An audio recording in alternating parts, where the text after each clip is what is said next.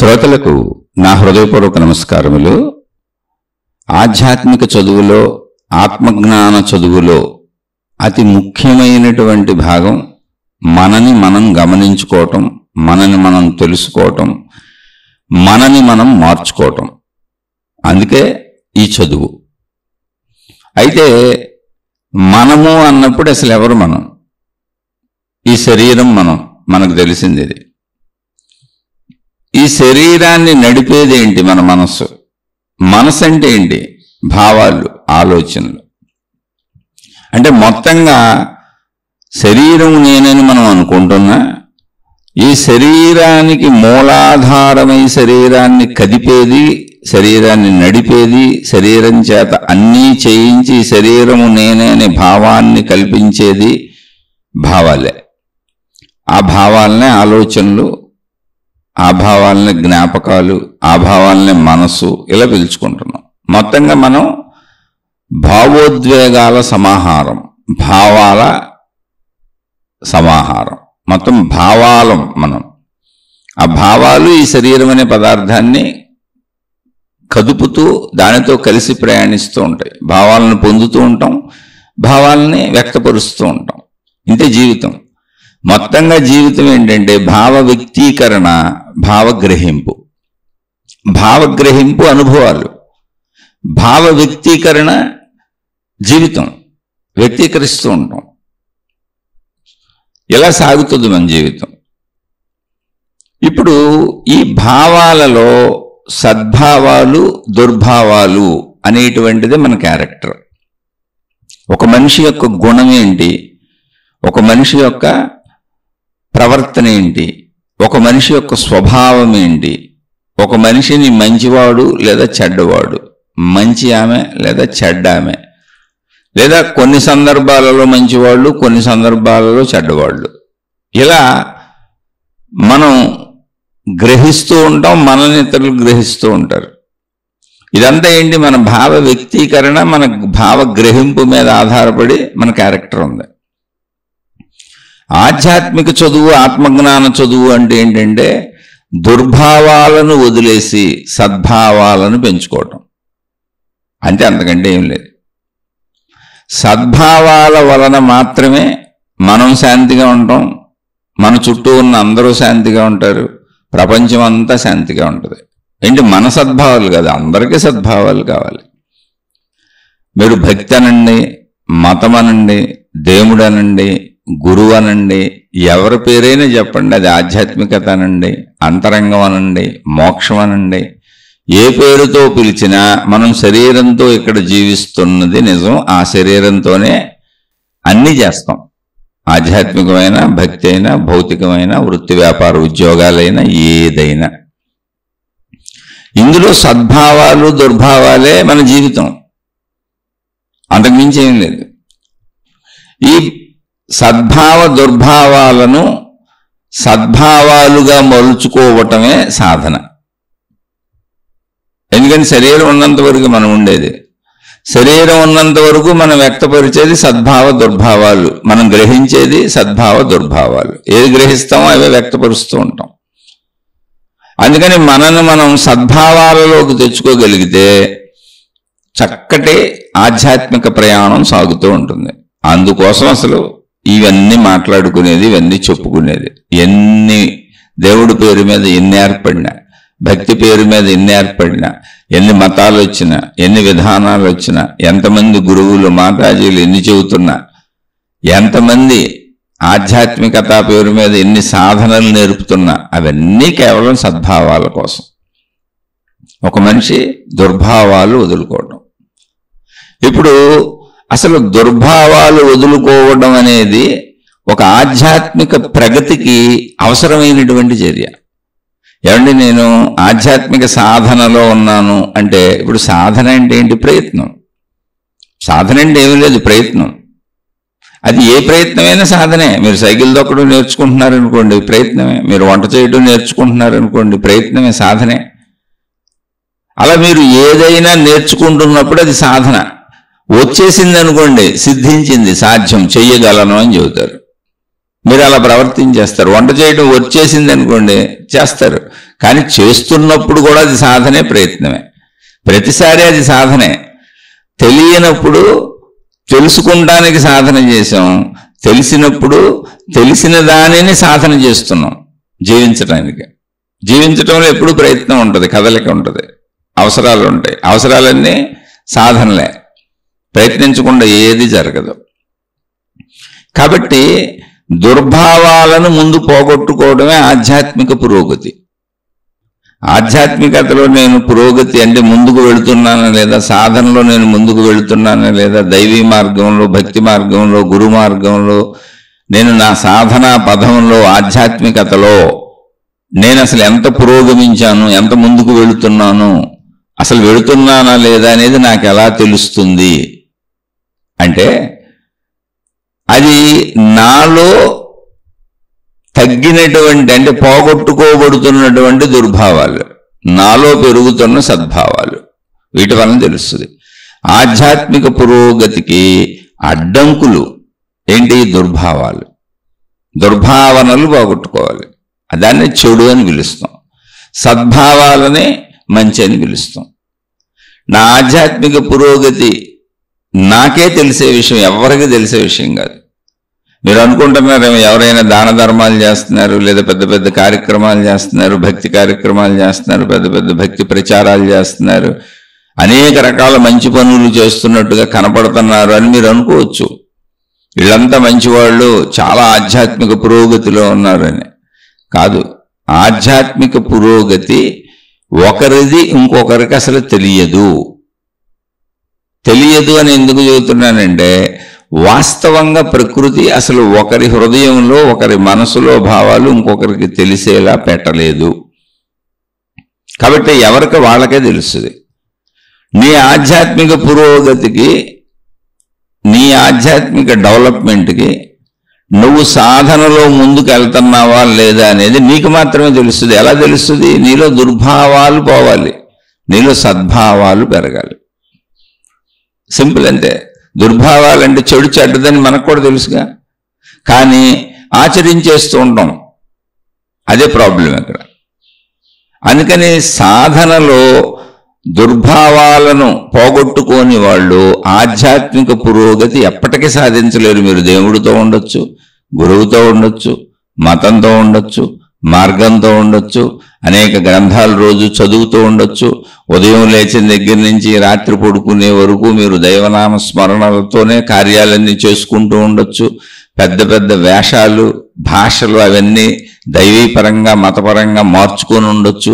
కానీ అంతరంగంలో దుర్భావాలు పోకపోతే ఎట్టి పరిస్థితుల్లోనూ మన సాధనలో పురోగతి లేదు. దీన్ని, ఆ పురోగతిని సాధించుకోవడానికి మాట్లాడుకుంటున్నాం. వ్యక్తిగతం, ఆధ్యాత్మికం. ఆధ్యాత్మికం సామూహికం కాదు, సామూహికంగా చెప్పబడచ్చు. అనేక సార్లు చెప్పాను, ఒక రైలులో ఒక 1500 మంది ప్రయాణిస్తున్నారు. 1500 మంది సమూహంగా మీకు కనపడొచ్చు, అందరూ ఒకే రైలులో ఉన్నట్టు కనపడొచ్చు, అందరూ ఒకే రైలులో ఒకే సమయంలో ప్రయాణిస్తున్నట్టు కూడా కనపడొచ్చు. కానీ ఎవరి అవసరం వారిది, ఎవరి ఉద్దేశం వారిది, ఎవరి గమ్యం వారిది, ఎవరి స్థానం వారిది. సమూహంలో ఉన్న వారంతా వ్యక్తిగతమే. అలాగే మీరు మతాలలో సమూహంగా ఉండొచ్చు, మార్గాలలో సమూహంగా ఉండొచ్చు, గురువుల దగ్గర సమూహంగా ఉండొచ్చు, మీరు ఎక్కడైనా సాధనా విధానాలు నేర్చుకునే చోట సమూహంగా కూర్చోవచ్చు. కానీ సాధన వ్యక్తిగతం, ఎప్పుడు అంతరంగమే. ఆధ్యాత్మికత వ్యక్తిగతం. అందుకని సమూహ భావంలో కలిసిపోబాకండి, పక్క వాళ్ళని చూడబాకండి, పక్క వాళ్ళతో పోల్చుకోబాకండి. పక్క వాళ్ళు ఎంత ఎదిగారు, నేనెంత ఎదిగాను అనేదాన్ని భౌతిక కొలబద్దలతో కొలవలేరు. పెద్ద పెద్ద పోస్టులు, లేకపోతే పెద్ద పెద్ద అధికారాలు, పెద్ద పెద్ద పదవుల్లో ఏంటి, ఆధ్యాత్మికతలో కూడా ఉన్నత స్థానాలలో, లేదా జనం ఎక్కువ మంది ఫాలో అయిపోతున్నారని, లేదా ఏదో గొప్ప గొప్ప పనులు చేస్తూ కనపడ్డారని, వీళ్ళంతా ఆధ్యాత్మిక ఔన్నత్యంలో, పురోగతిలో, సాధనలో ఉన్నారనుకుంటే మీరు భ్రమపడినట్టే. కాదు, అది ఆధ్యాత్మిక పురోగతి కాదు. అంటే మీకు అర్థం అవడానికి ఒక ఉదాహరణ చెబుతాను. ఒక ఆయన, ఒక సాధువు గారు ఒక ఊళ్ళో అందరికీ మంచి విషయాలు చెబుతూ ఉండేవారు. ఆయన దైవభక్తుడు.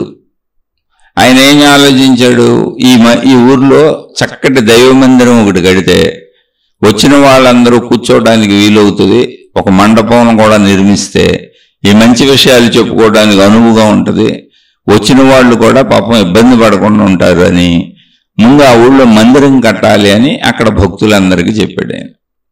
ఆయన మీద అందరికీ ఎంతో గౌరవం ఉంది.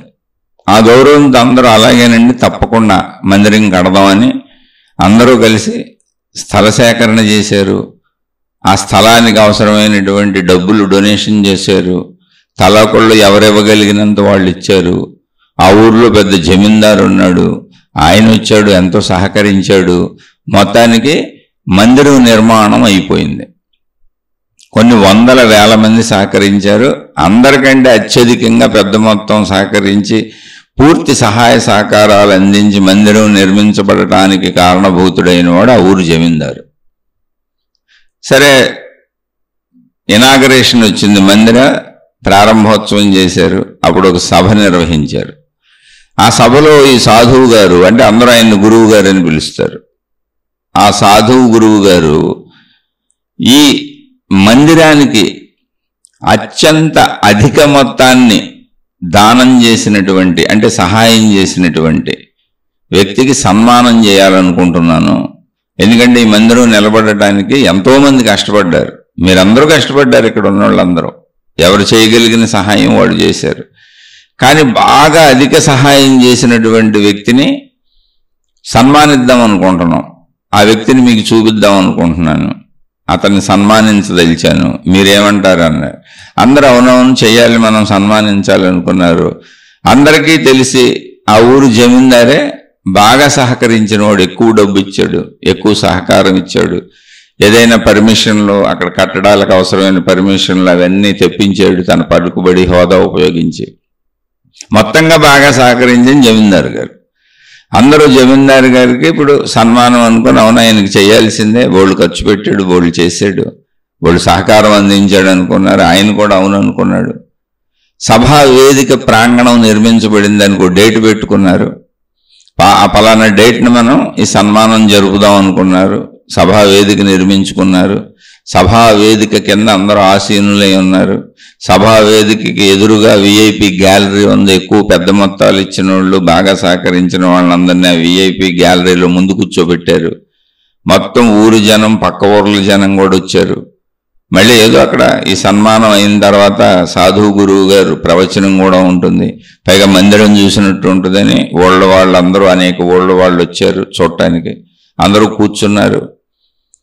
ఇప్పుడు ఈ సన్మానం చేయడానికి జమీందారు గారిని సత్కరిస్తారని అందరూ అనుకుంటున్నారు. జమీందారు గారు కూడా అనుకుంటున్నారు ఇది నాకే జరుగుద్ది సన్మానం, ఎందుకంటే నేనే కదా అత్యధికంగా అన్నీ చేసి పెట్టింది ఈ మందిర నిర్మాణానికని.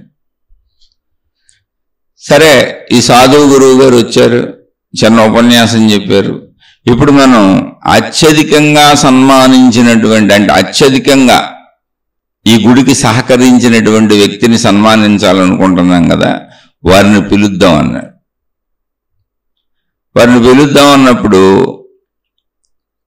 చూశారు ఆ సభికుల్లో, ఫలానా వ్యక్తి అని పేరు పెట్టి పిలిచారు. ఆ వ్యక్తి ఎవరు రాలేదు. ఆ వ్యక్తి పేరు విని ఊరి వాళ్ళందరూ ఆశ్చర్యపోయారు. ఆ వ్యక్తి ఒక చాలా సామాన్యుడు, ఒక కూలీ పని చేసుకుంటాడు, చిన్న పేద కుటుంబం. అయితే ఆ వ్యక్తి అక్కడ లేడు అసలు. అతను కూలీ పనికి వెళ్ళిపోయాడు పొలానికి. అందరూ వచ్చారు కానీ అతను లేడు, అక్కడ సభలో లేడు, కూలీ పనికి వెళ్ళిపోయాడు. ఆ పిలిస్తే అతను లేడు, ఇక్కడ చూశారు లేడు, మైకుల్లో చెప్తున్నారు లేడు అతను.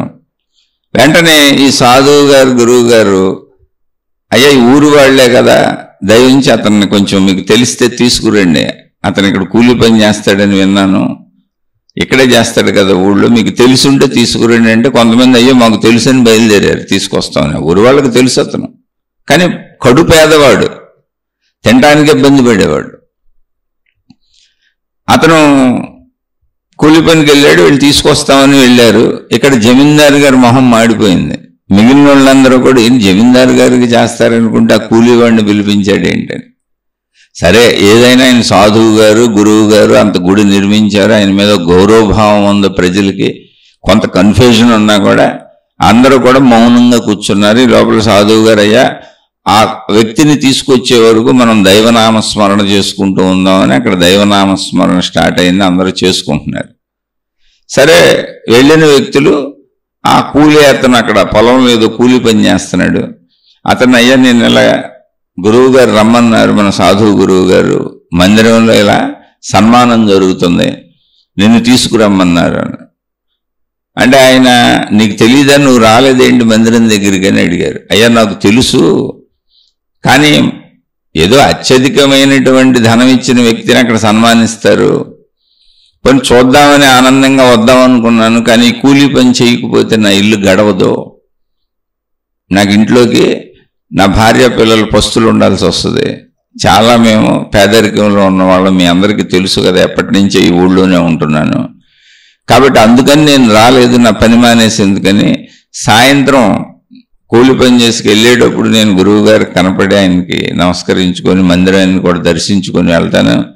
నేను మళ్ళీ ఉదయం వెళ్ళేటప్పుడు కూడా రోజు మందిరం దర్శించుకుంటాను, గురువు గారికి చెప్పండి అన్నాడు. లేదు లేదు నాయన, అత్యధిక ధనం ఇచ్చింది నువ్వే అని, నిన్నే సన్మానించాలని తీసుకురమ్మన్నారు గురువు గారు అన్నాడు. అతను ఆశ్చర్యపోయాడు. ఇదేంటి, నేను అత్యధిక ధనం ఇవ్వటం ఏంటండి, నేను ఎలా ఇవ్వగలను, అసలు నాకే తినడానికి లోటు, నాకే ఇల్లు గడవదు, ఈరోజు పని చేసుకుంటే తప్ప మేము సాయంత్రం భోజనం చేయలేము, నేను ఎక్కడ అత్యధిక ధనం ఇవ్వగలను, మీరేదో పొరపాటు పడ్డారు అన్నాడు. ఒరే నాయన, అక్కడ సభ పెట్టారు, వేల మంది కూర్చొని ఉన్నారు, గురువు గారు ఎదురు చూస్తున్నారు, వేల మంది ఎదురు చూస్తున్నారు, నిన్ను తీసుకురమ్మని చెబితేనే మేము వచ్చాము, నువ్వు ముందు రారా, అక్కడికి వచ్చినాక చూసుకుందామని ఊరు వారు అందరూ కలిపి అతన్ని తీసుకెళ్లారు. పాపం అతను చెరిగిపోయిన బట్టలతో, ఏదో పంచి ఉందంతే, తలకో గొడ్డు చుట్టుకున్నాడు, పైన ఒంటి మీద కూడా ఏమీ లేదు, ఒళ్ళంతా మురికి, అక్కడ బురదలో పని చేసుకుంటున్నాడు. అలాగే పట్టుకొచ్చారు. పట్టుకొస్తే అతను పాపం వచ్చి పక్కగా నుంచున్నాడు. అతన్ని చూడగానే గురువు గారు ఎదురెళ్ళి ఆ బురదతో, ఆ చెమటతో, చూడటానికి నిజంగా అయితే అసహ్యంగా ఉన్నాడని చెప్పచ్చు, కానీ గురువు గారు ఎదురెళ్ళి అతని చేతులు పట్టుకొని, అతన్ని కౌగిలించుకొని, అతన్ని చేతులు పట్టుకొని స్టేజ్ మీదకి తీసుకొచ్చారు. ఆ బురద కాళ్లతో అలాగే వచ్చాడు. అయ్యా కడుక్కుంటానన్నాడు గురువు గారితో. అయ్యా ఇవన్నీ కడుక్కొస్తాను, మీరు రమ్మన్నారని పొలంలోంచి వచ్చాను. వద్దు అక్కర్లేదు, నువ్వు వచ్చేయి, ఎందుకంటే నిన్ను మించిన పవిత్రత ఇక్కడేం లేదన్నాడు. బురద పవిత్రమైంది కాదు, మనసు పవిత్రమైంది వచ్చామన్నాడు.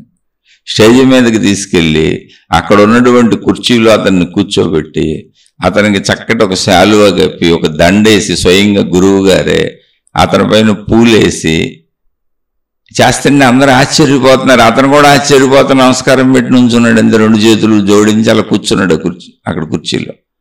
అప్పుడు గురువు గారు మైక్లో చెప్పారు, మీరందరూ ఆశ్చర్యపోతూ ఉండవచ్చు, కానీ ఇక్కడ ఒక సత్యం తెలుసుకోండి.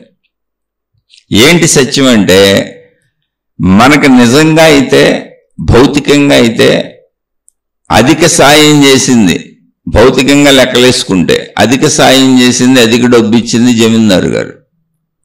ఈ గుడికి అవసరమైనటువంటి కట్టడాలకు అవసరమైనటువంటి పర్మిషన్లు గవర్నమెంట్ నుంచి తెప్పించింది, కరెంటు ఏర్పాట్లు చేయించింది జమీందారు గారే. అవసరమైనటువంటి శిల్పుల్ని, మనుషుల్ని కూడా దూర ప్రాంతముల నుంచి తెప్పించింది కూడా జమీందారు గారే.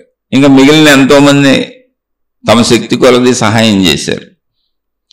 కానీ ఈయన ఇప్పుడు ఇక్కడ సన్మానం అందుకుంటున్న ఈయన తన సర్వస్వాన్ని ఇచ్చేశాడు. సర్వస్వాన్ని అంటే ఆయనకేం లేదు, కూలి పని చేసుకుంటాడు. ఆ కూలి పని చేసుకున్నటువంటి డబ్బులు ఇంటికి తీసుకెళ్తే అప్పుడు బియ్యం తెచ్చుకొని, అప్పుడు అవసరమైనటువంటి కూరలు తెచ్చుకొని వండుకొని తినాలాళ్ళు. కానీ ఇతను మనం మందిరం కడుతున్నామని, ఈ మందిరం కడుతున్న విషయం తెలిసి అందరూ విరాళాలు ఇస్తున్నారు, నేను కూడా ఏదో ఒకటి విరాళం ఇవ్వాలని అతను వరుసగా చాలా రోజులు అతని డబ్బులు, అతని కూలి పని డబ్బులు మొత్తం ఇక్కడ విరాళంగా ఇచ్చేశాడు. నేను అతన్ని అడిగాను, అయ్యా ఈ డబ్బులన్నీ ఇక్కడ విరాళంగా ఇచ్చేస్తున్నావు, ఇప్పుడు మీరు ఇంటికి వెళ్ళి మరి ఈ డబ్బులతోనే కదా వండుకు తినాలి, పస్తులు ఉంటారు కదా ఇంటిళ్ళపాది మీరు అని. అయ్యా ఉదయం తిన్నాం, సాయంత్రం ఒక పూట పస్తుంటాం, ఏం పర్వాలేదు. ఒక పూట తిని ఒక పూట పస్తుంటాం, ఏం పర్వాలా. ఎందుకంటే భగవంతుడికి ఆ మాత్రం చేయకపోతే ఇంకేముంది, నేను ఎందుకంటే అంతకంటే నేనేం చేయలేను. ఒక పూట తినడానికి ఇబ్బంది లేదు, మీకు ఇచ్చేస్తే ఒక పూట పస్తుంటాం. మా ఇంట్లో వాళ్ళు కూడా దీనికి ఒప్పుకున్నారు, వాళ్ళందరినీ నేను సంప్రదించి మీకు ఇస్తున్నాను కాబట్టి నేను కొన్ని రోజులు ఇలా ఇస్తానన్నాడు. అలా అతను 2-3 రోజులు ఇచ్చిన తర్వాత నాకే బాధ కలిగి, వద్దు నాయనా ఇక ఇవ్వద్దు, మీరు పస్తులు ఉండొద్దు, ఎందుకంటే గుడికి చాలా ధనం వచ్చింది, గుడికి ఏమి ఇబ్బంది లేదు, నువ్వు నీ వంతు చాలా చేసావు, ఇంక ఇవ్వద్దని నేను అతను ఇచ్చిన ధనాన్ని తిరిగి అతనికి ఇచ్చేసాను, అతని చేతిలో పెట్టి పంపించేశాను. అయినా అతను కళ్ళమ్మటి నీళ్లు పెట్టుకున్నాడు, అయ్యో భగవంతుడికి మా ధనాన్ని ఉపయోగించండి, ఈ మందిరానికి ఉపయోగించండి, తీసుకోరా మా ధనమని అతను ఏడుస్తూ మరికొన్ని రోజులు ఇచ్చాడు. నాకు ఇచ్చినన్ని రోజులు వాళ్ళ ఇంట్లో వాళ్ళు ఒక పూట ఉపవాసం ఉంటున్నారు, ఒక పూట తింటున్నారు. అలా అతను ఉపవాసం ఉండి మరి తనకున్న సర్వస్వాన్ని ఇచ్చాడు. ఇప్పుడు అధికంగా ఇచ్చిన వాళ్ళు ఎవరో మీరే చెప్పండి అని అడిగారు గురువు గారు. అక్కడ కూర్చున్న వింటున్నటువంటి శ్రోతల్ని, 1000 మంది ఉన్నారు, అందరూ చప్పట్లు కొట్టేశారు. ఎందుకని? తను ఉపవాసం ఉండి తనకున్న సమస్తాన్ని ఇచ్చేశాడు. ఇప్పుడు జమీందారు గారు భౌతికంగా ఇచ్చింది ఎక్కువే, కానీ ఆయనకున్న దాంట్లో ఆయన ఇచ్చింది 1% కూడా కాదు, 1,00,000 వంతు 1,00,00,000 వంతు ఇచ్చాడు, అంతే, అంత ఉంది ఆయనకి, అంత జమీందారు కదా. అలాగే ఇచ్చిన వాళ్ళందరూ కూడా తమకున్న దాంట్లో ఏదో కొద్దిగిచ్చారు అంతవరకు, నామమాత్రంగా, అసలు వాళ్ళకి ఏ ఇబ్బంది లేకుండా ఇచ్చారు. కానీ ఇతను భోజనం మాని, కుటుంబం మొత్తం భోజనం మాని, ఒక పూట భోజనం మానేసి కొన్నాళ్ళు వరుసగా ఇచ్చారు. ఇప్పుడు అధికంగా ఇచ్చిన వాడు నా దృష్టిలో ఇతనే, కాబట్టి నేను ఇతన్ని సన్మానించదలిచాను, సన్మానిస్తున్నాను, మీరందరూ ఏమంటారన్నారు. అందరూ చప్పట్లు కొట్టారు. కాబట్టి ఇక్కడ ఏది అధికమో అనేది మనం తెలుసుకోవాలి. సద్భావాలు పెంచుకునే విధానం ఇది. బాహ్య చర్యలు అధికం కాదు. ఇది ఎందుకు చెప్పానంటే, మీకు బాహ్యంలో అనేక మంది ఘనకార్యాలు చేస్తున్నట్టు కనపడవచ్చు, పెద్ద పెద్ద కార్యాలు జరుగుతున్నట్టు కనపడవచ్చు. అవన్నీ ఏముంది, వాళ్ళకున్న దాంట్లో ఏదో. ఇప్పుడు చాలామంది అంటే మతాలు, మార్గాలు, విధానాలు, పద్ధతులు అన్నీ కూడా ప్రజల దగ్గర డబ్బులు, డొనేషన్లు కలెక్ట్ చేసి కడతా ఉంటారు అంతే. ఇప్పుడు మీరు గురువులను కీర్తించండి, మహాత్ములను కీర్తించండి, దేవుళ్ళని కీర్తించండి, భగవాన్లను కీర్తించండి, స్వాములను కీర్తించండి, జగద్గురువులు అనండి, సిద్ధగురువులు అనండి, ఏ గురువులైనా అనండి, వాళ్ళకి డబ్బులు ఇస్తుంది సామాన్య ప్రజలు, ఇటువంటి నిరుపేద కూలీలు. కానీ మనం వాళ్ళ మహానుభావులను చేస్తున్నాం, అదేం తప్పని నేను అంటలా. ఆధ్యాత్మికతలో, ఆధ్యాత్మిక మార్గంలో, భక్తి మార్గాలలో, దైవ మార్గాలలో ఆ పేర్లు నిర్ణయించబడి ఉన్నాయి. ఈ గురువులు, మహాత్ములు అనే పేర్లు అవన్నీ. కానీ ఒక నిరుపేద తన ఆకలిని ఆపుకొని చేస్తానంటే అది గొప్ప కార్యం. అది ఎవరికి తెలుస్తుంది? నిరుపేద హృదయంలో తెలుస్తుంది సద్భావనది. నిజమైన దానం ఎవరు చేశారు అంటే ఎవరికి తెలుస్తుంది? ఆ హృదయానికి తెలుస్తుంది, నిరుపేద హృదయానికి. నీకు బయటకు ఏం తెలుస్తుంది? ఎక్కువ ఇచ్చినోడు తెలుస్తుంది.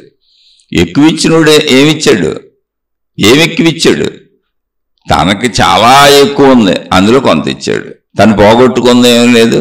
అలాగే ఈ దాన ధర్మాలు చేసేవాళ్ళు అందరూ పరిశీలించండి, మనతో సహా.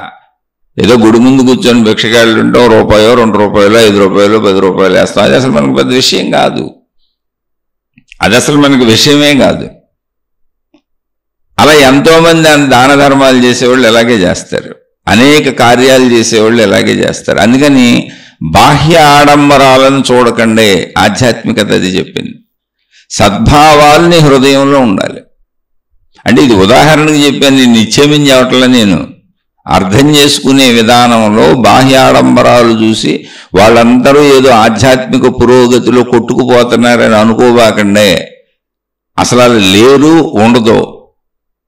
బాహ్య ఆడంబరాలన్నీ కూడా ఉన్న దాంట్లో ఊరికనే ఇబ్బంది లేదు. ఏదో అడుక్కునే వాళ్ళకి 2 రూపాయలు ఇచ్చినట్టు, కోటాను కోట్లుంటే 10,000 10 లక్షలు దానం చేసినట్టు ఏముంటుంది అందులో? పెద్ద విశేషమే ఉంది? అదే పెద్ద విశేషమా? కాదు. విశేషం ఏంటి అంటే, తనకు లేకపోయినా, తన కుటుంబానికి కూడా లేకపోయినా, మొత్తం కుటుంబ సభ్యులందరూ కూడా పస్తు ఉండి దానం ఇచ్చారు. దానం కాదు ధర్మం, ధర్మం కాదు దానం కాదు, దక్షిణ కాదు, భగవంతుడికి కృతజ్ఞత, భగవంతుడి పట్ల ఉన్న ప్రేమ అలా వ్యక్తపరిచారు వాళ్ళు. అది కదా నిజమైంది. మొత్తం సమస్తాన్ని ఇచ్చాడు అతను, తనకున్నదంతా ఇచ్చేసాడు. అంతకంటే ధనవంతుడు ఎవరు ఉంటాడు? అది ఎక్కడిది? భావము. అందుకని మన హృదయంలో భావాలు పెంచుకోవాలి, సద్భావాలు దుర్భావాలు.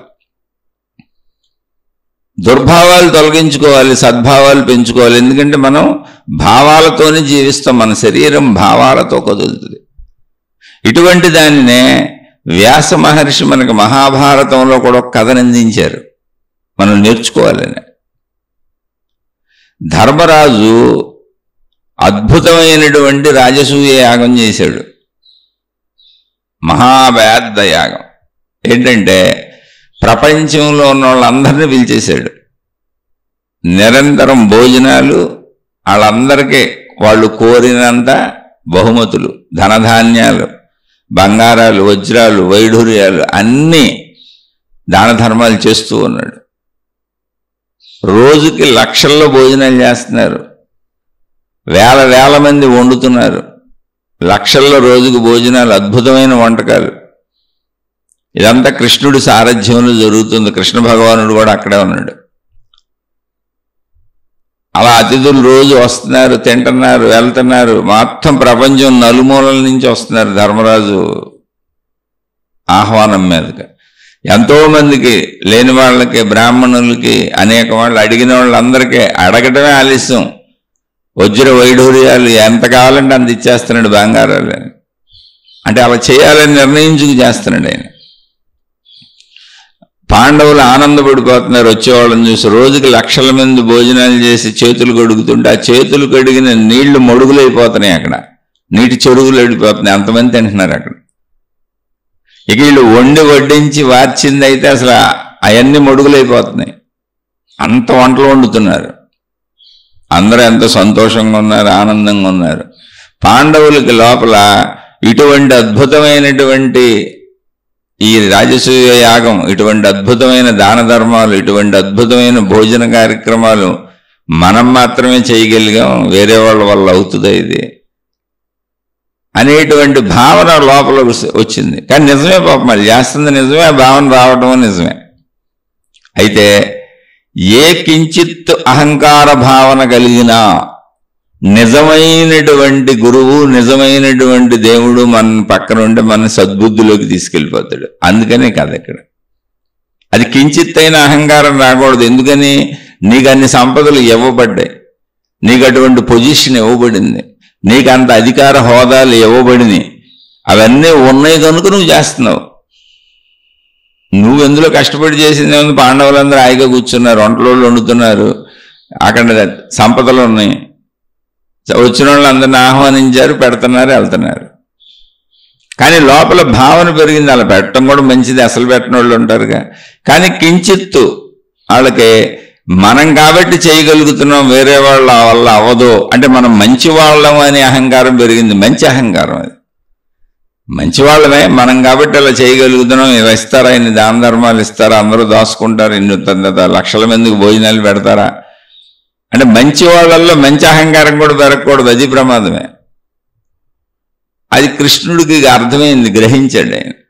పక్కనుంటే మరి గురువు దేవుడు అంటే అదే, మన ఎప్పుడు సద్బుద్ధిలోకి తీసుకెళ్లేదే మతము, గురువు, దేవుడు, గ్రంథము. అలా సద్బుద్ధిలోకి వెళ్ళలేదనుకో, ఆ మతం వలన ఉపయోగం లేదు, ఆ గ్రంథం వలన ఉపయోగం లేదు, ఆ గురువు వలన ఉపయోగం లేదు, ఆ మార్గం వలన ఉపయోగం లేదు, ఆ సాధనా పద్ధతి వలన ఉపయోగం లేదు, ఆ ఆధ్యాత్మికత వలన ఉపయోగం లేదు. అందుకని గ్రంథాలలో ఎక్కడైనా మహాత్ములు అందిస్తే అందులోంచి మంచిని తీసుకోవాలి, మనం ఎలా మార్చుకోవాలో తెలుసుకోవాలి. అది కథ చదవటం కాదు, కథ అందరికీ ఉపన్యాస రూపంలో చదవటం కాదు. నాలాంటి సామాన్యులు, అల్పులు, వాచా వేదాంతులు ఏంటంటే పుస్తకాలు చదివి కథలు చెబుతూ ఉంటారు. ఇలా ఇవి ఇప్పుడు నా బోటోళ్ళు చేసే పని ఇంతే. కానీ నిజమైన వాళ్ళు గుణమార్పు చేసుకుంటారు వాటి నుంచి నేర్చుకొని. ఇక్కడ అంటే నిజమైన గురువు దేవుడు ఆ గుణమార్పుకు ఉపయోగపడతాడు. అందుకని అక్కడ కృష్ణ భగవానుడు గమనించి పాండవుల దగ్గరికి వెళ్ళారు. పాండవుల దగ్గరికి వెళ్తే ధర్మరాజు పాండవులు అంతా మాట్లాడుకుంటున్నారు, బ్రహ్మాండంగా జరుగుతుంది. అతిథులందరినీ చక్కగా చూడటం, వాళ్ళకు భోజన సదుపాయాలన్నీ బాగా జరుగుతున్నాయా లేదా చూడటం, వాళ్ళని అతిథులందరినీ ఆహ్వానించడం, తిప్పి పంపడం, ఈ కార్యక్రమం అంతా కృష్ణ భగవానుడు చేస్తున్నాడు. సరే, ఆయన మధ్యలో వీళ్ళ దగ్గరికి వచ్చాడు, పాండవుల దగ్గరికి వచ్చాడు. వస్తే అందరూ ఎంతో సంబరంగా కృష్ణ భగవానుడికి నమస్కరించి చక్కగా జరుగుతుందండి, చాలా బాగుందండి, చాలా ఆనందంగా ఉందండి, ఏదో మనం కాబట్టి చేయగలిగాం అన్నట్టుగా మాట్లాడుతున్నారు. అప్పుడు కృష్ణ భగవానుడు చిన్న నవ్వు నవ్వుకొని, అవునవును, అది అందరూ ఎందుకు చేయగలుగుతారు, మీ వల్ల అయింది, మీరు మంచోళ్ళు కాబట్టి. అది మామూలు మంచితనమా? ధర్మరాజు అసలు ధర్మమే తప్పడు, ఆడిన మాట తప్పడు, అసలు అసత్యమే ఆడడు. భీముడా 1000 ఏనుగుల బలం, 10,000 ఏనుగుల బలవంతుడు, ఆయన్ని మించినోడే లేడు భూమి మీద. ఇక అసలు అర్జునుడైతే చపనాలవే కాదు, భూలోకమే కాదు, ఇంద్రలోకాలు కూడా తిరిగి వచ్చాడు.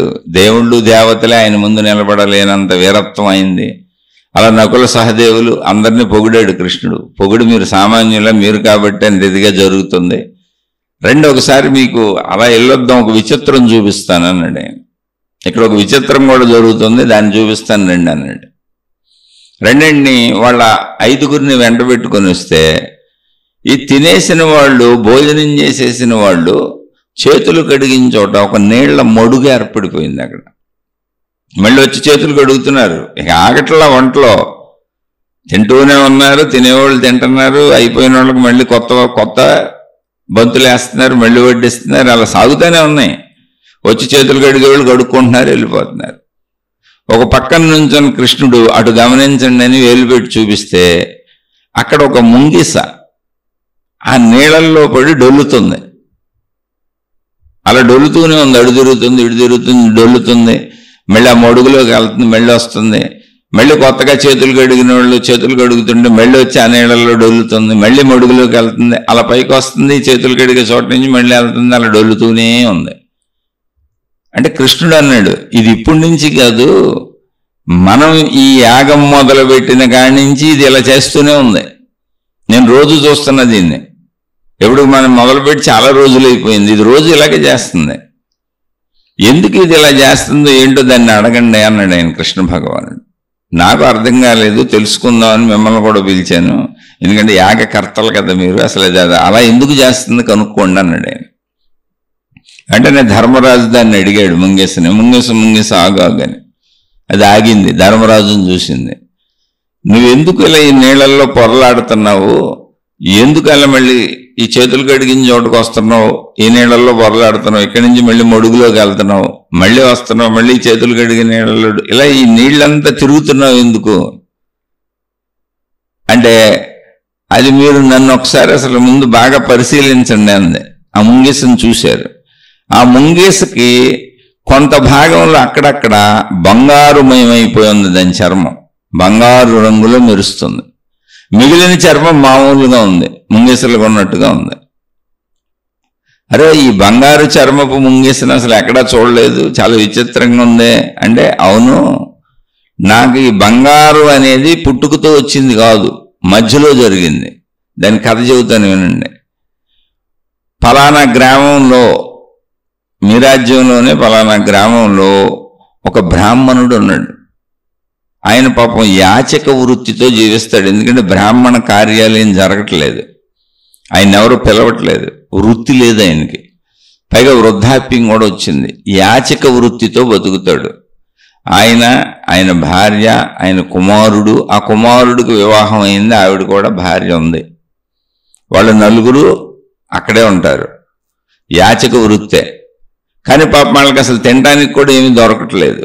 అప్పటికి వాళ్ళు భోజనం చేసి 4 రోజులైంది. ఒకరోజు ఇలాగే పొద్దున్నే మళ్ళీ యాచక వృత్తికి వెళ్ళాడు ఆయన, ఎవరు వేయట్లేదు వాళ్ళకి. 4 రోజుల నుంచి ఆ భిక్షాటంలో యాచక వృత్తిలో ఏం దొరకలేదు ఆయనకి. ఒకరోజు ఒక ఇంటి ఇల్లాలు ఎవరో కొంచెం పేలాల పిండిని పెట్టింది ఆయనకి. ఇక అన్ని తిరిగాడు ఆయన, ఎవరో ఏం పెట్టలేదు. ఆ పేలాల పిండి తీసుకొని ఇంటికి వచ్చేసాడు. అది భార్యకి ఇచ్చాడు, ఈరోజు దొరికింది ఇదేను అని. భార్య దాన్ని తీసుకొని 4 భాగాలు చేసింది. ఈ లోపల ఆయన కాళ్ళు చేతులు కడుక్కొచ్చారు, అందరూ కాళ్ళు చేతులు కడుక్కొచ్చారు, భోజనానికి సిద్ధమయ్యారు. భోజనం అంటే ఏంటి? ఆ పేలాల పిండే. అది అసలు ఒక మనిషి తినడానికే సరిపోదు. కానీ ఇంట్లో 4 ఉన్నారు కనుక 4 రోజుల నుంచి పస్తులు ఉండే ఉన్నారు. వాళ్ళకి కూడా ఏం ప్రయత్నించినా ఏం దొరకలేదు. 4 దాన్ని 4 భాగాలు చేసింది ఆవిడ. చేసి భర్తకో భాగం ఇచ్చింది, కొడుక్కో భాగం ఇచ్చింది, కోడలకో భాగం ఇచ్చింది, తనొక భాగం తీసుకుంది. సరే, అందరూ కూర్చొని దైవ ప్రార్థన చేసుకొని తిన్నాము అనుకుని దైవ ప్రార్థన చేస్తూ ఉండగా వాళ్ళ ఇంటి గుమ్మం ముందు నుంచొని ఎవరో భిక్షాటనతో పిలిచారు. భిక్షాటన వీళ్ళ ఇంటికి వచ్చారు.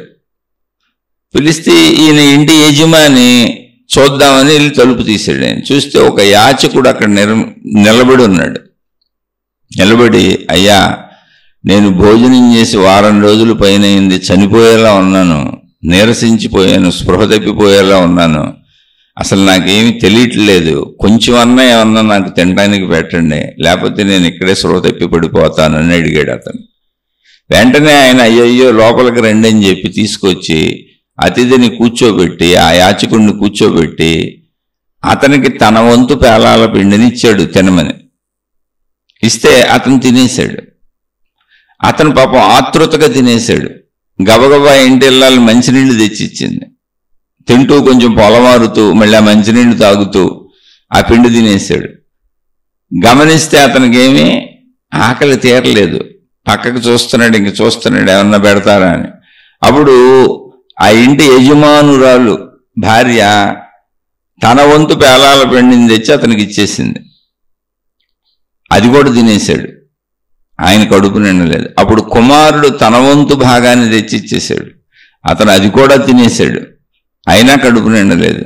అప్పుడు కోడలు తన వంతు భాగాన్ని తెచ్చి ఇచ్చేసింది, అది కూడా తినేశాడు. తిన్నాక అతను మంచినీళ్ళు తాగి కొంచెం సంతృప్తి చెందాడు. ఇవ్వటానికి వీళ్ళ దగ్గర లేదు, కానీ అతను సంతృప్తి చెందాడు.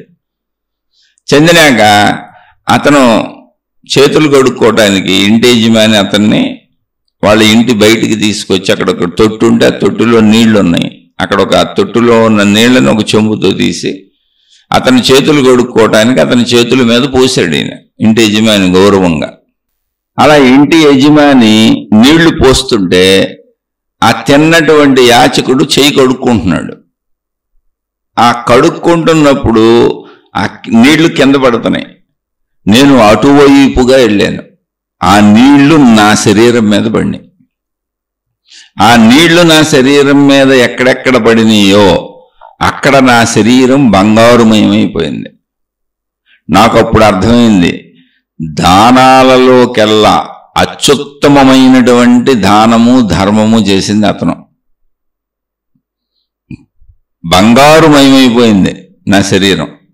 ఇంకా అక్కడి నుంచి ఎవరికైనా దాన ధర్మాలు చేస్తున్నారు, ఏదైనా పెడుతున్నారు, ఏదైనా ఫంక్షన్లు చేస్తున్నారు, ఇలా అయిన పడితే అక్కడికి వెళ్తూ ఉంటాను. మిగిలిన శరీర భాగాన్ని కూడా బంగారుమయం చేసుకుందాము అనేది నా తపన. అందుకని అలా వెళ్ళి ఆ నీళ్లలో పొరలాడుతూ ఉంటాను. సరే, ఎవరో ఎక్కడో వినికిడి చెప్పుకుంటున్నారు, ధర్మరాజు పెద్ద యాగం మొదలుపెట్టాడు, లక్షల మందికి వండి వారుస్తున్నారు, అద్భుతంగా జరుగుద్దంట, అన్నదానాలు, వస్త్రదానాలు, బంగారాలు, వజ్ర వైఢూర్యాలు అన్నీ పంచుతున్నాడంట. అంటే మహాద్భుతమైనదై ఉంటుందని వచ్చి మీరు మొదలుపెట్టిన రోజు నుంచి ఇప్పటి వరకు ఈ నీడల్లో పడి డొల్లుతూనే ఉన్నాను, కించిత్తు కూడా నా శరీరంలో ఏ మార్పు రాలేదు. మీది అత్యుత్తమమైనటువంటి అంత గొప్ప దానమై ఉంటే ఖచ్చితంగా నా శరీరం బంగారుమయం అయిపోయి ఉండాలి, మరి అవ్వలేదు. చివరి వరకు అంటే మీరు యాగం పూర్తయ్యే వరకు ఇలా ఉండి డొలుతూనే ఉంటాను, చూద్దాం అవుద్దామని. చివరిదాకా చూశారు, అవ్వలేదు. వెంటనే ధర్మరాజు కృష్ణుడు వెనక చూశాడు. కృష్ణుడు ఏంటి ధర్మరాజా, మనం ఇంత చేస్తుంటే కూడా మనం చేసింది అంత గొప్పది కాదా, వాడు చేసింది అంత గొప్పదా, ఏంటి మనం ఇంత చేశాం కదా అని కృష్ణుడు కూడా అమాయకంగా మొహం పెట్టాడు. ముంగేసరిలో చెప్పింది ఏంటని. పాండవులు కూడా అందరూ బెత్తరపోయారు. అప్పుడు దాకా మేమేదో గొప్పగా చేసాము, ఘనకార్యం చేసాము, అద్భుత కార్యం చేసాము, ప్రపంచంలోనే మేము చేసినంత ఎవరు చేయలేదు అనేటువంటి భావము కలిగినటువంటి పాండవుల మనసు తుస్సుమంది, టైర్లో గాలిపోయినట్టు అయిపోయింది. మనసు ఒక దిగువ స్థాయి కంటే కింద స్థాయికి వచ్చేసింది. అహంకారం తగ్గిపోయింది. అలా ముఖం మీద నెత్తురు చుక్కలేదు. కృష్ణుడు కూడా ఆశ్చర్యంతో అడుగుతున్నాడు, ఇదేంటి నేను ఎక్కడా చూడలేదు, అసలు ఇంత గొప్పగా ఎవరు చేయలేదు కదా అని. సరే అందరూ వెళ్ళిపోయారు, మళ్ళీ వాళ్ళ ప్రదేశానికి వాళ్ళు వెళ్ళిపోయారు అక్కడి నుంచి. కానీ సామాన్యులు కాదు కదా పాండవులు, ధర్మరాజు వీళ్ళు. కృష్ణుడు ఏమీ ఎరగనట్టు కూర్చున్నాడు. అందరూ కూర్చున్నారు, వెళ్ళి కొంచెం దిగులుగా ఉన్నారు. కృష్ణుడు మీరేం దిగులు పడకుండా ముంగేసేదో చెప్పు ఉంటుందిలే, ఇందులో పెద్ద విశేషమేముంది, మీరేదో శుభ్రంగానే చేశారు, బ్రహ్మాండంగా చేశారు, మీరు తప్ప ఎవరు ఎంత గొప్పగా చేయలేరు అని కృష్ణ భగవానుడు ఆయన నాన్న పొగుడుతూనే ఉన్నాడు. ధర్మరాజు వీళ్ళు తక్కువ వాళ్ళు కాదు కదా, ఆత్మవిమర్శ చేసుకున్నాడు. అప్పుడు చెప్పాడు ధర్మరాజు, అయ్యా నేను చేసేది ఏముంది, ఉన్న సంపదలు ఇవి, రాజ్యాలు గెలిచాం, రాజులను గెలిచాం, సామంతులను గెలిచాం, వాళ్ళందరూ మనకు కప్పాలు కట్టారు, ఇందులో మేము కష్టపడి చేసింది ఏముంది, రాజాధిరాజులయ్యాం, ప్రపంచానికే సార్వభౌములయ్యాం, చక్రవర్తులయ్యాం, ప్రజలందరూ కట్టిన ట్యాక్సులు అవన్నీ పన్నుల రూపంలో ఏదో రాజుకు హక్కు ఉందని మేము భోజనాలు పెట్టి ఆ డబ్బులు మేము పంచుతున్నాం, దాన ధర్మాలు కూడా అయ్యే మేము చేసేది, అది కూడా బోల్డ్ ఉంది, అందులో కొంత చేస్తున్నాం, మేమేం సర్వస్వం చేయలేదు. ఇప్పుడు మనం చేసేది ఇదంతా కూడా ఏంటి, బోల్డ్ ఉంది మన దగ్గర, ఒక చక్రవర్తిగా మన కోశాగారం నిండిపోయి ఉంది. ఇలాంటి దాన ధర్మాలు ఇలాంటి యాగాలు 100 చేసినా కూడా మనకేం ఇబ్బంది లేదు. అంత సంపదలు పెట్టుకుని ఊరిని ఇది చేస్తున్నాం, పైగా ఏదో చేస్తున్నాం అనుకుంటున్నాం. కానీ అతను 4 రోజుల నుండి ఆహారం లేకపోయినా తన భార్య ఎలాంటి కుటుంబం చూడండి, యజమానిగా ఆయన ఇచ్చాడు, ఓకే, భార్య కూడా అడగకుండా తెచ్చిచ్చేసింది, కొడుకు కూడా అడగకుండా తెచ్చిచ్చేసాడు, కోడలు కూడా అడగకుండా తెచ్చిచ్చేసింది. ఎంత అద్భుతమైనటువంటి సహృదయత కలిగినటువంటి కుటుంబం అది. 4 రోజులు పస్తులుండి కూడా ఎదుటివాడికి పెట్టగలిగినంత గొప్పతనం అసలు మనుషుల్లో ఉంటుందా? నిజంగా వాళ్ళది గొప్పదే. అది గొప్ప సహాయం అంటే, గొప్ప మేలు అంటే, గొప్ప యాగం అంటే, గొప్ప యజ్ఞం అంటే, అసలు ఏ గొప్ప కార్యమైనా దాని ముందు పనికిరాదు అన్నాడు ఆయన ధర్మరాజు. ఇది మనకి చెప్పడానికే చెప్పబడింది కథ. అందుకని ఆడంబరాలు చూసి మురిసిపోబాకండి. ఆడంబరాలు కాదు, అది మీ హృదయానికి తెలుస్తుంది. అందుకని ఆడంబరాలు కాదు, తక్కువ ఎవరు చేశారో ఎక్కువ ఎవరు చేశారో అసలు మీకు ఎప్పటికీ తెలీదు. మీలో సద్భావాలు మీ సాధనలో పురోగతి, ఆధ్యాత్మిక మార్గంలో, దైవీ మార్గంలో, భక్తి మార్గంలో, గురు మార్గంలో, మత మార్గంలో మీరు దేన్నైనా అనుసరించండి. సద్భావాలు పెరుగుతూ దుర్భావాలు తగ్గుతున్న విషయం మీకు ఒక్కరికే తెలుస్తుంది, ఎవరికి తెలియదు. అదే మీ సాధనలో పురోగతి. అందుకని మనకి ఇలాంటివి చెబుతూ ఉంటారు, ఇలాంటి కథలు మనకి ఎందుకు అందిస్తారు, అసలు ఇవన్నీ ఎందుకు చెప్పుకుంటాం అంటే మనను మనం గమనించుకోవటానికి, మనను మనం పరిశీలించుకోవటానికి, సద్భావాలు పెంచుకొని సద్భావాలు పెంచుకొని దుర్భావాలు పోగొట్టుకోవటం తప్ప ఆధ్యాత్మికత అనేది ఇంకోటి లేదు అసలు. అదే ఆధ్యాత్మిక సాధన. ఆధ్యాత్మిక సాధనది. సాధన విధానాలు మీరు ఏమైనా చేసుకోవచ్చు, కానీ అంతిమంగా దాని ఫలం ఏంటి అంటే సద్భావాలు శరీరంతో నిండిపోవటం, హృదయం నిండిపోవటం, మనసు నిండిపోవటం, దుర్భావాలు ఎగిరిపోవటం. అంతే. దానికి ప్రయత్నించుకోవాలి. ఈ సద్భావాలు దుర్భావాలు పెంచుకోవడం తగ్గించుకోవడం ఎవరి చేతిలో ఉంది? మన చేతిలో ఉంది. అది ఎవరికి తెలుస్తుంది? మనకే తెలుస్తుంది. మనం పైకి ఆడంబరంగా సద్భావాలు ఉన్నోళ్ళలా మాట్లాడచ్చు, కనపడవచ్చు, ప్రవర్తించవచ్చు, నటించవచ్చు, అలాంటి డ్రెస్సులు వేసుకోవచ్చు. ఇప్పుడు ఏముంది, దైవీ సంబంధమైన భక్తి డ్రెస్సులు వేసుకు తిరుగుతున్నాం అనుకోండి, మన మంచోళ్ళు అనుకుంటారు, మన చాలా గొప్ప మహానుభావులు అనుకుంటారు. దానికేముంది? అనుకోవటం వేరు, నిజంగా అవటం వేరు. మీ లోపల సద్భావాలు మీ స్థితిని మీకు తెలియజేస్తాయి. అందుకే మీ సాధనా పురోగతిని ఎవరిని అడగకండి. ఆధ్యాత్మికతలో నేను ఎంత ముందు ఉన్నాను, ఎక్కడ దాకా వెళ్ళానని ఎవరిని అడగకండి. వాళ్ళే ఆధ్యాత్మికతకు సంబంధించిన పేర్లు పెట్టేసుకొని, వాళ్లే బిరుదులు తగిలించేసుకొని, వాళ్లే అనేక రకాల గొప్ప గొప్ప ఆధ్యాత్మికతలు ఔన్నత్య స్థానాలకు సంబంధించిన పేర్లను వాళ్ళ పేర్లకు తగిలించేసుకొని రూపాలు నామాలు మార్చేసుకున్నంత మాత్రాన అది ఆధ్యాత్మిక పురోగతి కాదు.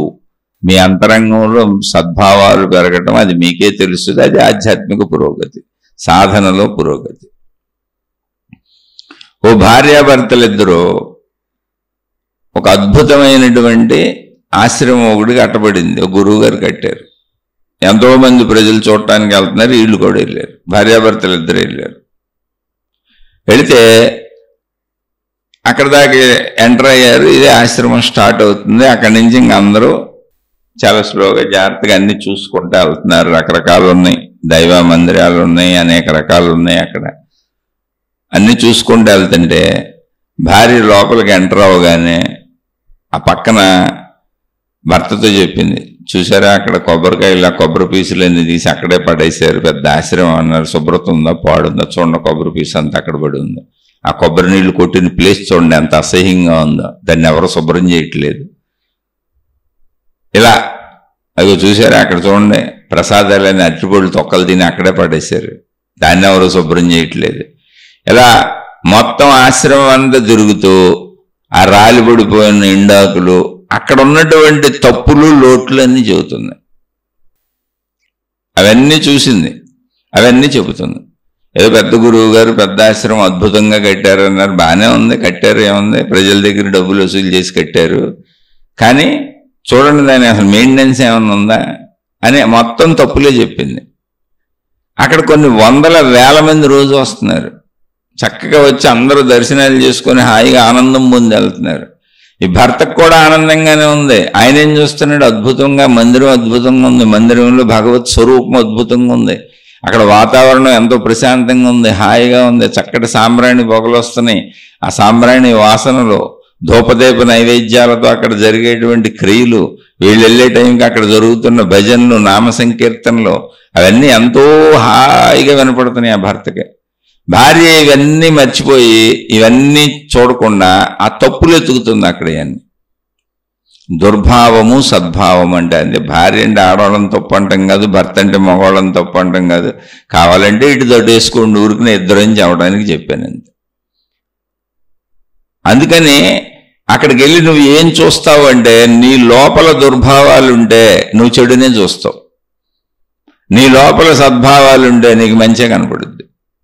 అంత ఆశ్రమం నిర్మించి అన్ని నిర్మాణాలు చేపట్టి అన్ని పనులు చేస్తున్నప్పుడు, రోజు వేల మంది వస్తున్నప్పుడు దుమ్ము ఉండదా, ధూళి ఉండదా, అక్కడ పడదా? వెళ్ళిన మనుషులే కదా దాన్ని చేసి పాడు చేసేది, మళ్ళీ దాన్ని శుభ్రం చేసుకోవాలి కదా. ఇవన్నీ మనుషులే కదా చెయ్యాలి, అది మనుషుల కోసమే కదా అవన్నీ కట్టబడినాయి, అవన్నీ ఏర్పాటు చేయబడింది. అందులో ఉన్న అద్భుతాన్ని చూస్తావా, అందులో ఉన్న లోటుపాట్లను చూస్తావా అనేది దేని మీద ఆధారపడి ఉందంటే, నీ హృదయంలో ఉన్న దుర్భావ సద్భావాలను బట్టి ఆధారపడి ఉంది. కాబట్టి అక్కడ ఆ చూపు మార్చుకోవాలి, మనం గుణమార్పు చేసుకోవాలి. గుణమార్పు అంటే సద్భావాలు.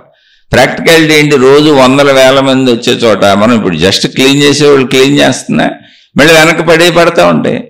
అనేక చోట్ల, అనేక మందిరాల్లో, అనేక దేవాలయాలలో, ప్రముఖ స్థానాలన్నింటిలో లక్షల మంది వస్తూ ఉంటారు. వేల మంది క్లీన్ చేస్తూనే ఉంటారు. ఇటు క్లీన్ చేసుకెళ్తా ఉంటే మళ్ళీ వెనక నుంచి నడిచి వచ్చేవాళ్ళు మళ్ళీ మట్టి అవుతానే ఉంటుంది, మళ్ళీ క్లీన్ చేసుకెళ్తానే ఉంటారు. నువ్వు దేన్ని చూస్తావు? అసలు దేవుని చూడటానికి వెళ్ళావా, దేవాలయాన్ని చూడటానికి వెళ్ళావా, అక్కడ ఉన్నటువంటి మంచిని నేర్చుకోవటానికి వెళ్ళావా, అక్కడ ఉన్న మంచిని గ్రహించడానికి వెళ్ళావా, అక్కడ ఉన్నటువంటి ప్రశాంతతను అనుభవించడానికి వెళ్ళావా, ఆ దైవీ వాతావరణాన్ని, ఆ ప్రశాంత వాతావరణాన్ని, ఆ దైవత్వ సన్నిధిని ఫీల్ అవ్వడానికి వెళ్ళావా, అక్కడికి వెళ్ళి బొక్కలు ఎతకడానికి, తప్పులు ఎతకడానికి వెళ్ళావా? ఇంతే. అది ఎవరింటికి వెళ్ళినా అంతే, పక్కింటికి వెళ్ళినా అంతే, ఎదురింటికి వెళ్ళినా అంతే, ఒక మనిషితో స్నేహం చేసినా అంతే, ఇతర మనుషులతో ఉన్నంతే. దుర్భావాలు ఉన్నవాళ్ళు ఎప్పుడూ ఎదుటి వాళ్ళలో బొక్కలు ఎత్తుకుతారు. ఇలాంటి స్థితుల్లో నేను కొంతమంది మహాత్ములను కూడా చూశాను. ఏంటంటే వాళ్ళకి వ్యతిరేకంగా మాట్లాడి వాళ్ళకి అనుకూలంగా లేరు అంటే వాళ్ళ మీద రూమర్స్ కూడా సృష్టించేస్తున్నారు. ఏంటి, స్వయంగా గురువుల స్థానాలలో ఉన్న మహాత్ములు. నేను మామూలు మనుషుల గురించి ఎవరు, మామూలు మనుషులు ఎలాగో జనాల మీద రూమర్స్ సృష్టిస్తూనే ఉంటారు. ప్రపంచంలో ఎప్పుడు చెడు ఉంటుంది. కానీ ఆధ్యాత్మికతలో గురువులుగా పిలువబడుతూ ఉన్నత స్థానాలకు వెళ్ళి గురువులని మాతాజీలని పేర్లు పెట్టుకున్నోళ్ళు తప్పని తెలిసి కూడా, మాదే తప్పని తెలిసి కూడా, ఎదుటి వాళ్ళది మంచని తెలిసి కూడా ఎదుటి వాళ్ళ మీద బురద జల్లటానికి అంత ఉన్నత స్థానాలలో భక్తి మార్గాల్లో ఉండి ఎన్నో నిర్మించుకొని ఎన్నో చేసి ఎంతోమంది సమూహాలను ఏర్పరుచుకొని అప్పుడు కూడా వాళ్ళు దుర్భావాలు వదలకుండా ఎదుటి వాళ్ళ మీద రూమర్స్ సృష్టిస్తున్నారు, ఎదుటి వాళ్ళ మీద రాళ్ళు విసురుతున్నారు. అది కాదా మతాలు కొట్టుకోవటం? ఈ మతపు దేవుళ్ళని ఆ మతపు దేవుళ్ళని ఆ మతపు దేవుళ్ళని వీళ్ళు విమర్శించటం, ఈ మతపు దేవుళ్ళని వాళ్ళు విమర్శించటం, ఆ గురువుల్ని ఈ శిష్యులు విమర్శించటం, ఈ గురువుల్ని వాళ్ళు విమర్శించటం, ఒకళ్ళతో ఒకళ్ళు ఘర్షణలు పడటం. ఏంటిదంతా? ఎంత నీచత్వమైన కార్యం! ఆధ్యాత్మికతలో ఇది చేయొచ్చా? భక్తిలో ఇది చేయొచ్చా? దైవత్వంలో ఇది చేయొచ్చా? అసలు ఇలా ఉండొచ్చా? నా మతమే గొప్పది, నా మార్గమే గొప్పది, నా గురువే గొప్పోడు, నా దేవుడే గొప్పోడు, మిగిలిన వాళ్ళందరూ పనికిరానోళ్ళు, అసలు వాళ్ళని అనుసరించేవాళ్ళు నరకాలకు పోతారు అన్న వాళ్ళ మనస్తత్వం ఏంటి? ఇవి దుర్భావ సద్భావనలు. మీరు భక్తిలో ఉన్నా నేను అనుకోవచ్చు, అందుకని చెబుతున్నా. నేను స్వయంగా గురువుల్నే చూశాను. ఆ గురువులే తమ చుట్టూ ఉన్న శిష్యులకి తప్పులు నేర్పుతున్నారు. ఫలానా వాళ్ళ గురించి తప్పుడు ప్రచారాలు చేయండి, ఫలానా వాళ్ళు తప్పులు చేశారు, అందుకని మీరు వాళ్ళు తప్పుడు వాళ్ళు అని చెప్పండి అందరికీ. అలానే మతాలు, దేవుళ్ళు, ఈ సమూహాలుగా ఈ గురువులు తమను అనుసరించే సమూహాలు చేత తప్పులు చేస్తున్నారు. మత ఘర్షణలు ఎందుకు వస్తున్నాయి? ఆ మత పెద్దలు చెప్పట్టు కదా, వాళ్ళకి గురువులు. అన్ని మతాల్లో ఉన్న గురువులు అంటే ఆ మతంలో ఏ పేరుతో ఇంకో పేరుతో పిలవచ్చు. వీళ్ళందరూ ప్రోత్సహించకపోతే అసలు మతాల మధ్య ఘర్షణలు ఉంటాయా? మనుషుల మధ్య ఘర్షణలు ఉంటాయా? దేవుళ్ళ మధ్య ఘర్షణలు ఉంటాయా? దైవ భక్తుల మధ్య ఘర్షణలు ఉంటాయా? మార్గాల మధ్య, గురువుల మధ్య అసలు ఘర్షణలు వస్తాయా? కానీ అంత ఉన్నత స్థానానికి వెళ్ళిన గురువులు, మహాత్ములు అన్నోళ్ళు కూడా వాళ్ళు ఘర్షణలు సృష్టిస్తున్నారు. తమను అనుసరించిన వాళ్ళ మీద నిందలేస్తున్నారు, ఆ నిందలు ప్రచారం చేస్తున్నారు, తమ సమూహాలతో ప్రచారం చేయమని చెబుతున్నారు. అంటే ఏంటి? ఇప్పుడు గురువు శిష్యులు ఇద్దరు దొంగలేగా. ఇప్పుడు ఇలా సత్యాన్ని అసత్యంగా ప్రచారం చేయమని చెబుతున్నారంటే అంత స్థాయికి వెళ్ళిన గురువులని పిలువబడుతున్న గురువులు, వాళ్ళని అనుసరించే శిష్యులు అందరూ దొంగలు, అందరూ మోసగాళ్ళనే అర్థం. అబద్ధాలు చెబుతున్నారు, మోసాలు చేస్తున్నారు, పక్క వాళ్ళ మీద దోషణలు వేస్తున్నారు, రోమర్స్ సృష్టిస్తున్నారు, విమర్శలు సృష్టిస్తున్నారు, పక్క మతాలు దేవుళ్ళని విమర్శిస్తున్నారు, పక్క గురువుల్ని విమర్శిస్తున్నారు, పక్క మనుషుల్ని విమర్శిస్తున్నారు. తమను అనుసరించిన వాళ్ళు మాత్రమే గొప్పవాళ్ళు అని ప్రపంచానికి చాటి చెబుతున్నారు. ఇది మోసం కదా, దుర్భావన అంటే ఇది. అందుకని మీరు వాళ్ళు ఏదో పెద్ద పెద్ద స్థానాల్లో ఉన్నారు కదా, వాళ్ళు గొప్పవాళ్ళు అనుకోబాకండి. అంతరంగం మీకు ఎప్పటికీ తెలియదు, అంతరంగం మీకు తెలియదు. అందుకని సద్భావ దుర్భావాలు కేవలం వ్యక్తిగతం మీ అంతరంగంలో తెలుస్తుంది. మహాత్ములు, గురువులు అని బోర్డులు పెట్టుకున్న వాళ్ళు, పిలిపించుకుంటున్న వాళ్ళు అందరూ మంచోళ్ళు అని అనుకోబాకండి. వాళ్ళందరూ మంచోళ్ళు అయ్యి ఉంటే అసలు మత ఘర్షణ ఉండదు, దైవ సంఘర్షణ ఉండదు, నాదే నిజం అనేది ఉండదు, మీది అబద్ధం అనేది అసలు ఎవరు చెప్పరు. ఒకళ్ళ జోలికి అసలు ఒకళ్ళు వెళ్ళరు, ఎవరి పని వాళ్ళు హాయిగా చేసుకుంటూ వెళ్ళిపోతారు, ఒకళ్ళనొకళ్ళు గౌరవించుకొని ప్రేమించుకుంటారు. మీరు గమనించి చూడండి, ఒక్క భక్తి మార్గంలో, దైవ మార్గంలో, మత మార్గంలో, ఆధ్యాత్మిక మార్గాలలో తప్ప మనుషులు భౌతికంగా ఎక్కడ విడిపోలేదు. ఒక సినిమా హాల్కి అన్ని మతాల వాళ్ళు వెళ్తారు, ఓ బట్టల కొట్టుకి అన్ని మతాల వాళ్ళు వెళ్తారు, ఏ కిరాణా షాప్కి అన్ని మతాల వాళ్ళు వెళ్తారు. భౌతికంలో అన్ని చోట్లకి అందరూ వెళ్ళొచ్చు. కానీ మత ప్రార్థనాలయాలు వచ్చేటప్పటికి పక్కోడి ప్రార్థనాలయానికి నేను నా ప్రాణం పోయిన అసలు ఇది మాకు శత్రుత్వం. నా ప్రార్థనాలయమే నాకు గొప్పదే, పక్క మతం కానీ పక్క ప్రార్థనాలయం కానీ పక్కదానికి దేనికి వెళ్ళను. ఎక్కడొచ్చింది? మనుషుల్లో ఎడబాటు, విడబాటు, విరోధం ఎక్కడుంది చూడండి. ఇప్పుడు కేవలం ఆధ్యాత్మికతలో ఉంది, భక్తిలో ఉంది, మతం దగ్గర ఉంది, దైవత్వం దగ్గర ఉంది. ఇదేంటండి? భౌతికమే రైట్గా దానికంటే అసలు ఈ మతాలు తీసేయటం బెటర్ కదా. ఈ మతాలని, ఈ దేవుణ్ణి, ఈ విధానాలని, ఈ గురువుల్ని, ఈ పద్ధతుల్ని తీసేస్తే, కనీసం అసలు వీటిని వదిలేస్తే మనుషులందరూ కలిసి ఉంటారు, సినిమా హాళ్లలో కలిసి ఉంటారు, పార్కుల్లో కలిసి ఉంటారు, ప్రపంచం అంతా ఎక్కడ ఘర్షణ పడదు, కలిసి ఉంటారు. ఎందుకని? అందరూ వెళ్తున్నారు సూపర్ మార్కెట్కి, అందరూ వెళ్ళి కొనుక్కుంటారు. ఫలానా మతం వాళ్ళు రావాలని బోర్డు ఉండదు అక్కడ. పంటలు పండించుకోవటం, తినటం, భౌతికతలో ఎక్కడ అసలు విరోధం లేదు, విభేదం లేదు. కానీ దేవుడి పేరు మీదే మొత్తం విభేదం విరోధం నడుస్తుంది. ఆలోచించండి, అది సద్భావమా దుర్భావమా? మీ హృదయం ఎలా ఉందో మీరు చూసుకోండి. భౌతికంలో ప్రపంచం మొత్తం కలిసే ఉంది. ఎవరెక్కడ తయారు చేసిన బట్టలైనా ఎవరైనా కట్టుకుంటారు. ఏదైనా సరే చెప్పాక సినిమా హాల్కి అందరూ పోతారు, ఇంకెన్ని చెప్పను. ఓ ట్రైన్ అందరూ ఎక్కుతారు, ఓ విమానం అందరూ ఎక్కుతారు. ఎక్కడ అసలు నీ మతం ఏంటని అడగరు. భౌతికంలో ఎక్కడ ఏది అడగరు. హాస్పిటల్లో అందరినీ జాయిన్ చేసుకుంటారు. కానీ మందిరాలు, మతాలు, విధానాలు, పద్ధతులు, చర్చిలో లేకపోతే మసీదులో, గురుద్వారాలో వెళ్ళి చూడండి, విడిపోతున్నాం మనం. మంచోళ్ళు ఎవరైనా ఒప్పుకోవచ్చు, నేను అందరూ ఇలా ఉన్నారంట్లా. కానీ మనుషుల్లో విభేదం మతం దగ్గరే వచ్చింది, దైవం దగ్గరే వచ్చింది. నా మార్గం నాది, నా గొడవ నాది, నా గడ్డం నేను పెంచుకుంటా, నా జుట్టు నేను పెంచుకుంటా అంటాడు ఒక ఆయన. ఇంకో ఆయన నేను గడ్డం తీసి నువ్వు పెంచావు కాబట్టి నేను మొత్తం తీసేస్తానంటాడు ఇంకో ఆయన. ఒక ఆయన నేను బొట్టు పెడతానంటాడు. నువ్వు బొట్టు పెట్టావు కాబట్టి మేము బొట్టు తీసేస్తాం, అసలు బొట్టు పెట్టం మీకు విరోధం అంటాడు ఇంకో ఆయన. ఏంటిది? సద్భావ దుర్భావాలంటివి. అందుకని ఆధ్యాత్మికతలో అసలు ఎక్కువ దుర్భావాలన్న ఆధ్యాత్మికతలోనే. జాగ్రత్తగా చూసుకోండి, మీరు ఎటువైపు పోతున్నారు.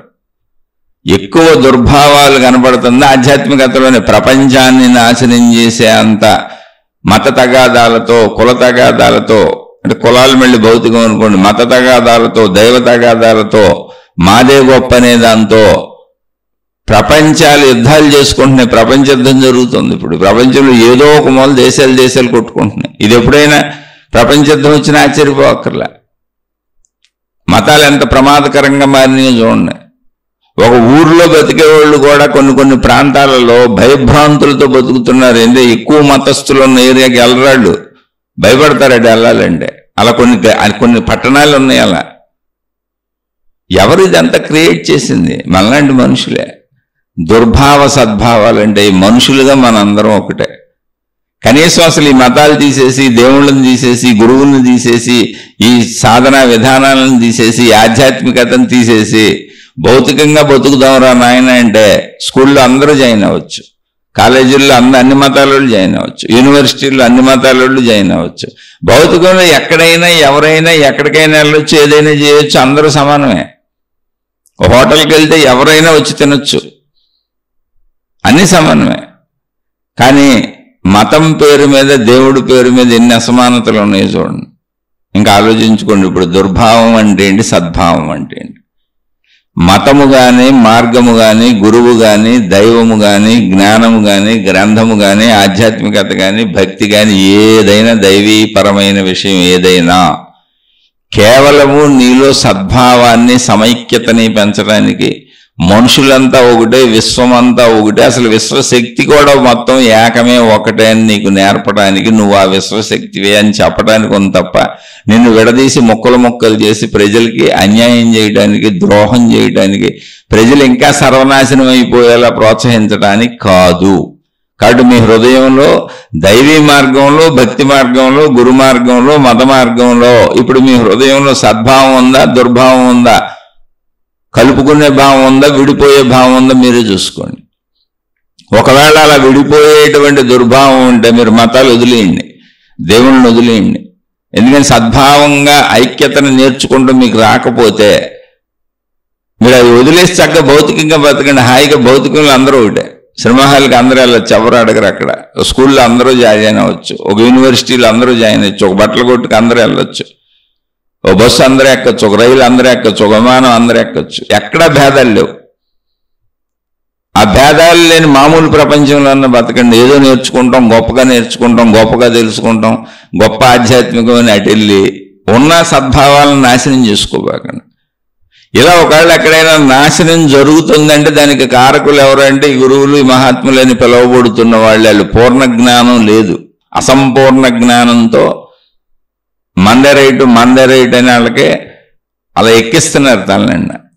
మంద రైటే, మనలాగా అందరిదే రైటు, మనుషులందరూ ఒకటని చెప్పొచ్చుగా.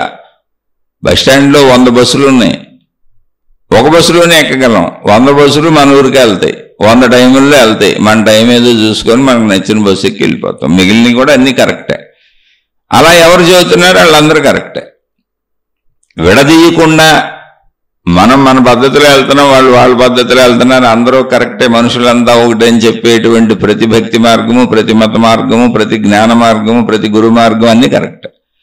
విడదీసి సమూహాలు ఎవరు ఏర్పాటు చేస్తున్నారో వాళ్ళందరూ ప్రజలకి హాని చేస్తున్నారు. రాబోయే రోజుల్లో ఈ హాని ఇంకా పెరుగుతుంది. ఇప్పటికే ఆల్రెడీ మత తగాదాలు స్టార్ట్ అయినాయి. ఇంకా మళ్ళీ ఇప్పుడు దేవుళ్ళ పేర్ల మీద కొత్త మతాలు మళ్ళీ సృష్టించుకుంటూ వెళ్ళిపోతున్నారు. కొత్త దేవుళ్ళు, కొత్త మతాలు, కొత్త విధానాలు ఎప్పటికీ తయారు చేసేస్తున్నారు. ఎందుకంటే వాళ్ళ ప్రాబల్యం కోసం, వాళ్ళ గుర్తింపు కోసం.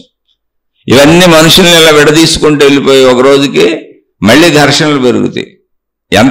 ఎంతమంది సమూహాలు విడిగా అయిపోతూ ఉంటే అంత ఘర్షణలు పెరిగే అవకాశం పెరిగిపోతూ ఉంటుంది. కాబట్టి సద్భావము అంటే ఎప్పుడు ఐక్యత, సమైక్యత. నా హృదయంలోనే మనుషులందరూ ఒకటే అని భావంలో ఉంటాను. కాకపోతే నా మార్గంలో నేను వెళ్తాను, వాళ్ళ మార్గంలో వాళ్ళు వెళ్తున్నారు, అంతే, అందరూ ఒకటే. అటువంటి సద్భావాలు ఏర్పాటు చేసుకోండి. అలాగే భౌతిక జీవితంలో ఈ సద్భావాలు చాలా అవసరం. ఈ భౌతిక జీవితంలో ఈ సద్భావాలను పెంచుకోకపోతే హృదయంలో ఈర్ష్య, అసూయ, ద్వేషాలు పెంచుకుంటే, దుర్భావాలు పెంచుకుంటే చాలా ఇబ్బందికి లోనవుతాం. అంటే ఆధ్యాత్మిక సాధనాపదంలో ఒక తండ్రి ఏం చేశాడంటే, ఒక ఆశ్రమం నడుపుతున్నాడు గురువు గారు, ఎవరో సాధనలు నేర్పుతున్నాడు ఆయన. ఆ తండ్రికి 2 కొడుకులు. ఈ 2 కొడుకుల్ని వీళ్ళు కొంచెం ఇంట్లో స్వేచ్ఛగా ఉండటం, గారాభంగా ఉండటం, కొంచెం బాగా డబ్బు ఉంది, ఇబ్బందులు ఏమి లేవు. దానివలన ఇష్టం వచ్చినట్టు పెరుగుతున్నారు. ఒక క్రమశిక్షణ లేదు వీళ్ళకి. అందుకని కొంచెం ఆ గురువు గారి దగ్గరికి తీసుకెళ్ళి ఆధ్యాత్మిక సాధనా విధానాల్లో పెట్టి కొంతకాలం అక్కడ ఉంచితే వీళ్ళు ఒక పద్ధతిలో పెరుగుతారు. వీళ్ళకు మంచి నేర్పాలి, మంచి తెలుసుకోవాలి అని ఆ తండ్రి వీళ్ళ 2 పిల్లల్ని తీసుకెళ్ళి గురువు గారికి చెప్పయ్యా, కొంతకాలం మీ దగ్గర ఉంచండి, ఇక్కడ మీ పద్ధతులు అవి నేర్పండి. వాళ్ళు కూడా ఉంటామన్నారు. గురువు గారు కూడా ఉంచుకున్నారు. ఆ గురువు గారి పిల్లలకి ఏం చెప్పారు, మామూలుగా మీ అలవాట్లు ఏంటి నాయన, అసలు ఉదయం ఎన్నింటికి లెగుస్తారు, ఏంటి, ఏం చేస్తారు అన్నీ అడిగి తెలుసుకున్నారు. వాళ్ళు చెప్పారు. ఉదయం ఎన్నింటికి లెగుస్తారంటే ఏదో స్కూల్ని బట్టండి, స్కూళ్ళు కాలేజీలు ఉంటేనేమో ఆ టైంకి లెగుస్తాం, లేకపోతే సెలవులు వస్తే మా ఇష్టం వచ్చినప్పుడు లెగుస్తాం, అలా చెప్పుకొచ్చారు. అప్పుడు గురువు గారు అన్నారు, ఇక్కడ ఆశ్రమంలో అలా కాదు నాయన, ఉదయం 4 గంటలకు అందరూ లేవాలి, మీరు కూడా చక్కగా 4 గంటలకు లేండి. 4 గంటలకు లేచి చక్కగా మీ సాధనలు చేసుకోండి. ఆ సాధన ఏం చేయాలి, ధ్యానము, అవన్నీ పద్ధతులు అక్కడ నేర్పుతారు, మీకు చెప్తారు. కాబట్టి ముందు అవన్నీ తెలుసుకోండి. ఆ సాధన చేసుకునే ప్లేస్కి వెళ్ళి కూర్చోండి. అలానే మీరు కొత్తగా వచ్చారు కనుక, మీ తండ్రి గారు కూడా చెప్పారు కనుక మిమ్మల్ని బలవంతం చేయరు, కానీ అందరూ చేసుకుంటూ ఉంటారు. ఇక్కడ ఏమి రూల్స్ బలవంతంగా ఉండవు. ఇష్టపడి వచ్చిన వాళ్ళు ఇష్టపడి చేసుకుంటూ ఉంటారు. మీరు కూడా చక్కగా అలవాటు చేసుకొని ఒక మంచి అలవాట్లు తయారవుతాయి. మీకు వేళకి లేవటం, కొన్ని సాధనా విధానాలు, చక్కగా మనసుని శుద్ధిగా ఉంచుకోవటం, సద్భావాలు పెంచుకోవటం, దుర్భావాలు తొలగించుకోవటం, టైంకి తినటం, అన్ని క్రమశిక్షణగా టైం ప్రకారం చేసుకోవటం, మళ్ళీ టైంకి నిద్రపోవటం, అంటే మీకు ఒక విధానం నేర్పబడుతుంది. ఇక్కడ అన్నిట్లో పాల్గొండి అని చెప్పారు. సరే అన్నారు, బాగానే ఉంది. అక్కడ విధానాలన్నీ చెప్పారు. వీళ్ళు లేస్తామో లేవలేమో అని 4 గంటలకి పిల్లలకు ఒక రూమ్ ఇచ్చారు. ఆ రూమ్లో ఉన్నారు. 4 గంటలకి వీళ్ళు అలారం పెట్టుకొని పడుకున్నారు.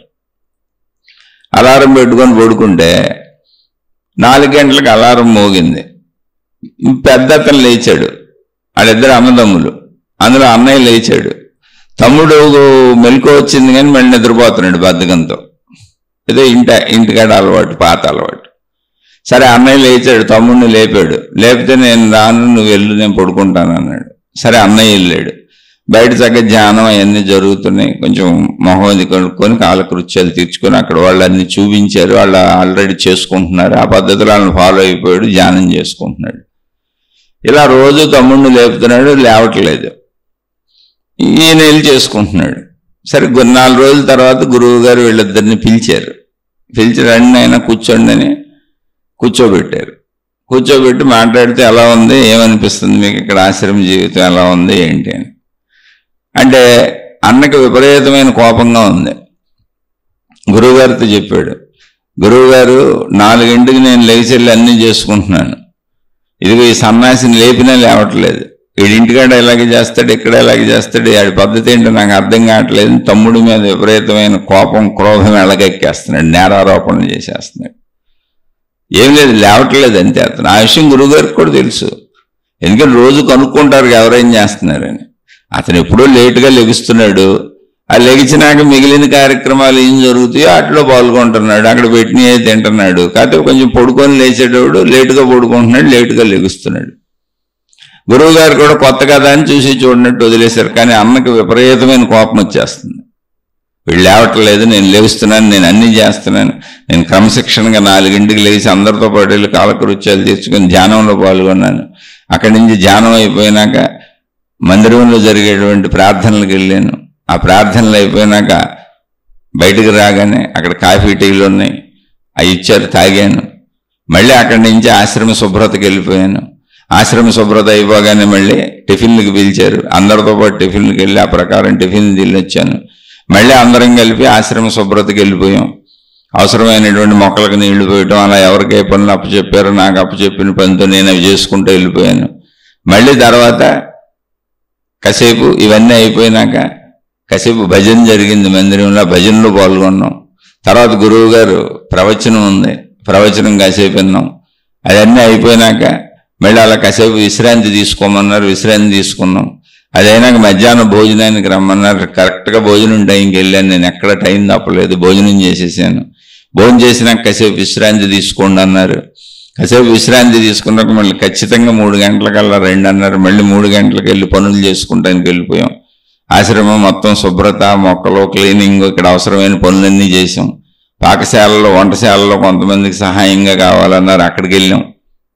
ఇలా అన్నీ చెప్పుకుంటూ వచ్చాడు అన్నయ్య. అన్ని కోపంగా, ఉద్రేకంగా తను చేసిన మంచి పనులు, తన తమ్ముడు ఎక్కడ ఏటిలో పార్టిసిపేట్ చేయకుండా ఇష్టం వచ్చినట్టు అన్నిటికీ లేటుగా రావటం, ఏదో నిదానంగా వెళ్ళటం, చేసి చేయనట్టుగా చేయటం, ఇవన్నీ కూడా తమ్ముడి మీద నేరారోపణ ఎక్కువ కనబడుతుంది. అన్నీ విన్నారు గురువు గారు, మొత్తం అతన్ని చెప్పనిచ్చారు. అప్పుడు గురువు గారు అన్నారు, సరే నాయన మీరు చేసుకోండి, మీ తండ్రి గారు వచ్చినాక నేను మాట్లాడతాను, మీరు వెళ్ళి యథాతథంగా మీరు మీ గొడవల్లో ఉండండి అని, మీరు ఎలా ఉంటే అలా చేసుకోండి అని. ఏమి ఆయన తమ్ముడిని మార్చుకోమని చెప్పలే, అన్ననే మార్చుకోమని చెప్పలే. ఓ వారం తర్వాత తండ్రి గారు వచ్చారు. అయ్యా మా పిల్లలు ఎలా ఉన్నారు, పర్వాలేదు, ఇక్కడ ఉంచొచ్చా, లేదా మీ ఆశ్రమానికి ఏమైనా ఇబ్బంది కలిగిస్తున్నారా, మీకేమైనా ఇబ్బంది కలిగితే తీసుకెళ్ళిపోతాను, లేదా ఇక్కడ ఉంచొచ్చు, మంచి నేర్చుకుంటున్నారా, వాళ్ళకి మంచి వస్తుంది అంటే ఉంచుతాను అని. అప్పుడు గురువు గారు అన్నారు, నాయన నీ పెద్ద కొడుకుని తీసుకెళ్ళిపో. పెద్ద కొడుకు అంటే ఎవరు, 4 లేచి అన్ని కార్యక్రమాలు కరెక్ట్గా పాటిస్తున్నాడు, వాడిని తీసుకెళ్ళిపో, వాడు ఇక్కడ మంచి నేర్చుకోలేడు. నీ 2వ కొడుకుని ఉంచు, కొన్నాళ్ళు చూసి తర్వాత చెబుతాను. మీ పెద్ద కొడుకు అయితే మాత్రం ఇక్కడ ఉన్న కొందుకు ఇంకా పాడైపోతాడు అని చెప్పారు. అసలు తండ్రికి అర్థం కాల, పెద్ద కొడుకు అక్కడే ఉన్నాడు, అతనికి అర్థం కాల.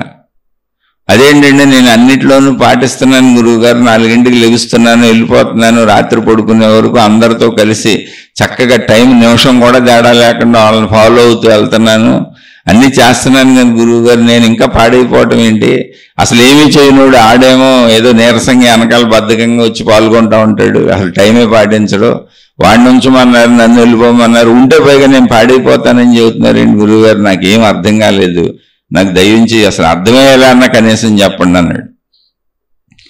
తండ్రి కూడా ఆశ్చర్యపోయాడు, నిజంగా మరి కొడుకు ఎన్ని చేస్తుంటే చేస్తున్నోడిని తీసుకెళ్ళిపోమని చేయనోడిని ఉంచమన్నాడు ఏంటి. అప్పుడు గురువు గారు చెప్పారు, నాయన నీ పెద్ద కొడుకు తానేదో మంచి పనులు చేస్తున్నానని అనుకుంటూ ఆ నెగిటివిటీని పెంచుకుంటున్నాడు, చిన్నవాడి మీద విరోధం పెంచుకుంటున్నాడు, తప్పులు ఎత్తుకుతున్నాడు, వాడు లేవలేదంటాడు, వాడు ఇది చేయలేదంటాడు, వాడు వెనక రాలేదంటాడు, ముందు రాలేదంటాడు, తర్వాత వచ్చాడంటాడు, ఇవే నేరారోపణలు చెబుతున్నాడు. అంటే నెగిటివిటీని పెంచుకుంటున్నాడు, కానీ చూస్తే మంచి పనులు చేస్తున్న వాళ్ళ కనపడుతున్నాడు. ఇప్పుడు టైంకి లెగిచి వెళ్ళినట్టు కనపడుతున్నాడు, కానీ లేవని తమ్ముడు పట్ల విద్వేషం పెరిగిపోతుంది లోపల. మిగిలిన పనులన్నీ టైంకి అందరితో పాటు చేస్తున్నట్టు కనపడుతున్నాడు, కానీ చెయ్యనోళ్ళ పట్ల బాగా విద్వేషం పెంచేసుకుంటున్నాడు, లోపల నెగిటివిటీ పెరిగిపోతుంది. అసలు ఏమీ చేయకపోయినా పర్వాలేదు, నెగిటివిటీ పెంచుకుంటే ప్రమాదం కదా, అందుకని అతను తీసుకెళ్ళిపోండి. నెగిటివిటీ పెంచుకోకుండా ఉంటాడు. వాళ్ళు ఈ కుర్రోడ్డు మీద పెంచుకున్నాడు, ఇప్పుడు రేపు ఆశ్రమంలో అనేక మంది అనేక రకాల పొరపాట్లు చేస్తారు, తప్పులు చేస్తారు, రేపు అవన్నీ పెట్టుకుంటాడు, అవన్నీ ఎత్తుకుతాడు. ఇలా ఇంతకుముందు ఎంతోమంది వచ్చి ఎంతోమంది వెళ్ళిపోయారు, 2 మందిని ఇలా నెగిటివిటీ వాళ్ళని పంపించేశాను. ఎందుకంటే ఆశ్రమంలో ఘర్షణలు మొదలవుతాయి, వాడు అలా చేశాడు, వీడు ఎలా చేశాడు అని ఘర్షణలు మొదలవుతాయి, అలా చాలా మందిని పంపించేశాను. ఎవరైతే పక్క వాళ్ళ వెంక చూడరో, పక్క వాళ్ళల్లో తప్పులు వెతకరో, అటువంటి వాళ్ళు మాత్రమే సద్భావాలు పెంచుకోగలుగుతారు. ఏంటి, దేవుడు దొరికినా, మతం దొరికినా, గురువు దొరికినా, ఆశ్రమం దొరికినా, సాధనా పద్ధతి దొరికినా, విధానం దొరికినా, జ్ఞాన గ్రంథం దొరికినా ఎవరు మారగలుగుతారు అంటే నేను మారాలి అనుకునేవాళ్ళు. ఇతరులు గొడవ నాకెందుకు అనుకునేవాళ్ళు. అసలు ఇతరులలో తప్పులు చూసేవాడికి ఎన్ని దొరికిన ఉపయోగం, దొరికిన దాంట్లో కూడా తప్పులు ఎత్తుకుతాడు. ఒకవేళ వీడు ఉంటే మతంలో తప్పులు ఎత్తుకుతాడు, గురువులో తప్పులు ఎత్తుకుతాడు, దేవుళ్ళలో తప్పులు ఎత్తుకుతాడు, పక్కనున్న వాళ్ళలో తప్పులు ఎత్తుకుతాడు. వీడికి అన్ని తప్పులు బొక్కలు కనబడతాయి. నేనేదో బాగా అభివృద్ధి చెందిపోయాను అనుకుంటాడు. ఇటువంటి వాళ్ళ వలన ప్రమాదం. కాబట్టి మీ వాడు ఇంకా ఎక్కువ చెడిపోతాడు, నెగిటివిటీని పెంచుకుంటాడు, తీసుకెళ్ళిపోమని. వాడికి అర్థమైంది అప్పుడు. అవును, తమ్ముడిని లేపాను, లేవలేదు, నాకంటే చిన్నోడు, నాకెందుకు వాడి మీద కసి. నిజంగానే కసి పెరిగిపోతుంది అతనికి. నానేది ఇక్కడ దింపి నేర్చుకోమండి, నేర్చుకో, ఆడి గొడవ నాకెందుకు అసలు. ఇప్పుడు ఈ తమ్ముడిని ఉంచమన్నాడు ఆయన. ఆ తమ్ముడేంటి, కొంచెం లేటుగా లేపిస్తున్నానని తెలుసు, బద్ధకంగా ఉంది, కొన్నాళ్ళకి అలవాటు చేసుకుంటాడు, అవకాశం ఇవ్వాలి. గురువు గారు అలా ఆలోచిస్తున్నారు.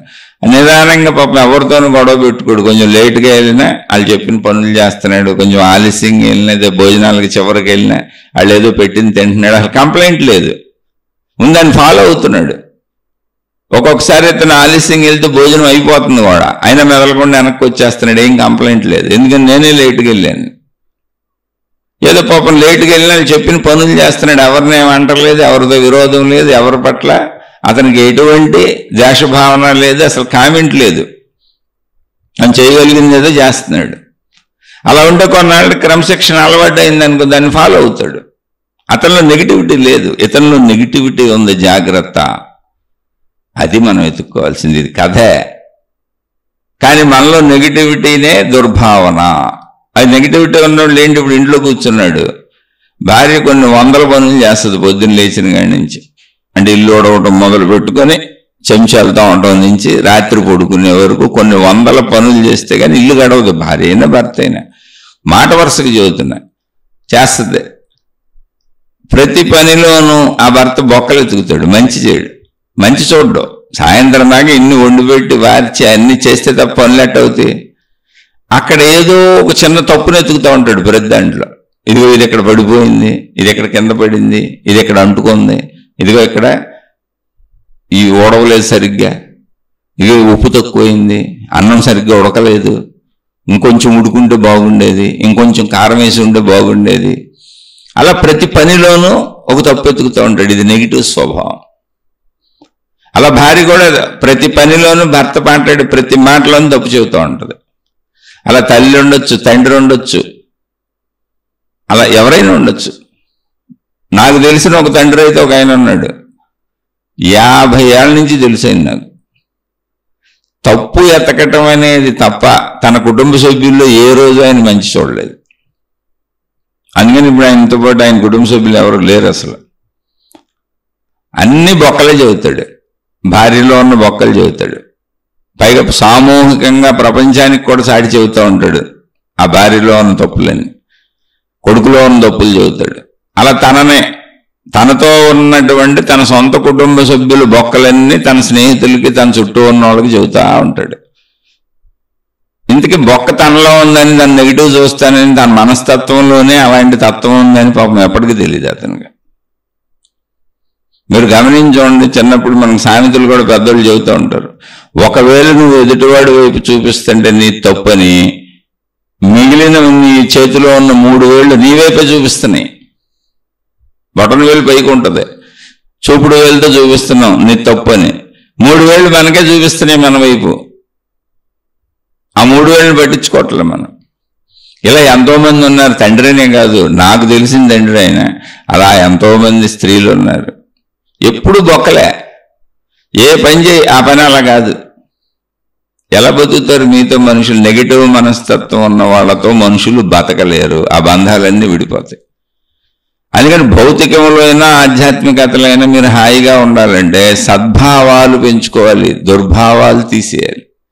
దుర్భావాలు అంటే పెద్ద పెద్ద దోపిడీలు, దొంగతనాలు అక్కర్లే. మన బోటోళ్ళకి నెగిటివ్ మనస్తత్వం చాలు. ప్రతిదానికి ఇది ఎలా కాదు అలా అని చెబుతుంటే నీ ఎదుటి మనిషి ఎలా బతుకుతాడు అసలు? ప్రతి దానికి ఏది చేసినా ఇది ఎలా కాదు అలా అంటే బతకగలరు అసలు ఎవరన్నా? ఏది చేసినా ఇంకోటి చెబుతుంటే ఎలా కాదంటే బతకగలరు ఎవరన్నా? ఒకసారి ఆలోచించుకు చూడండి మనం ఎలా ఉన్నామని. చాలామంది మీరు యజమానులుగా ఉంటారు, పనివాళ్ళుగా ఉంటారు. మీరు ఎంతటోళ్ళైనా మీ కింద మీతో బతికేవాళ్ళు ఒక నలుగురు ఉంటారు. మీరు ఎంత లేనోళ్ళైనా మీ ఇంట్లో మీ కింద బతికే కుటుంబ సభ్యులు నలుగురు ఉంటారు, లేదా మీ కింద పనిచేసే నలుగురు ఉంటారు. పైన వాళ్ళ గురించి చూడబాకండి, కింద వాళ్ళ గురించి, మీతో కలిసి ఉండే వాళ్ళ గురించి చూడండి. ఎందుకంటే మీ వలన బాధపడేది వాళ్ళే. మీ పైన వాళ్ళు మీ మీద బాధపడరు, ఎందుకనంటే వాళ్ళే మిమ్మల్ని బాధ పెట్టే స్థాయిలో ఉంటారు. ఒకసారి ఆలోచించండి. అన్నింటికి తప్పులు ఎతికితే, అన్నింటికి బొక్కలు ఎతికితే అసలు మనిషి బతకగలడా? అసలు ప్రపంచంలో పొరపాటు అనేది లేకుండా ఉంటుందా? తప్పు అనేది లేకుండా ఉంటుందా? ఎలా కుదురుతుంది? సంపూర్ణత ఎలా కుదురుద్ది ఈ ప్రపంచంలో? సంపూర్ణమైనటువంటి సంపూర్ణత, ఒక్క తప్పు కూడా ఒక్క పొరపాటు కూడా చేయకుండా ఉండడం అసలు ఎలా కుదురుతుంది చెప్పండి? అసలు అది పాసిబుల్ కాదు. ఇక్కడ రోడ్డు మీద నడిచెళ్తుంటే ఎన్నో చచ్చిపోతాయి మన కాళ్ళ కింద పడి, క్రిమికీటకాదులు. మనం వాటిని చూడం, అసలు పట్టించుకోం. మనం కావాలని దేన్నైనా చంపితేనే గుర్తుపెట్టుకుంటాం. ఇప్పుడు ఏ పాము వచ్చింది కావాలని చంపామనుకో అప్పుడు గుర్తుపెట్టుకుంటాం, లేదా బండి వేసుకెళ్ళి యాక్సిడెంట్ చేసామనుకో అప్పుడు గుర్తుపెట్టుకుంటాం. కానీ బండి మీద వెళ్తుంటే రోడ్డు మీద ఎన్ని చచ్చిపోయినాయో మన టైర్ కింద పడి ఎరుక కూడా మనకు లేదు. అలా నిత్యం మనం జీవిస్తుంటే ఎన్ని చచ్చిపోతున్నాయో వాటి ఎరుక కూడా మనకు లేదు. పోనీ ఆ ఎరుకలు అక్కర్లా, కనీసం ఎరుక ఉన్న చోట తీసుకోండి.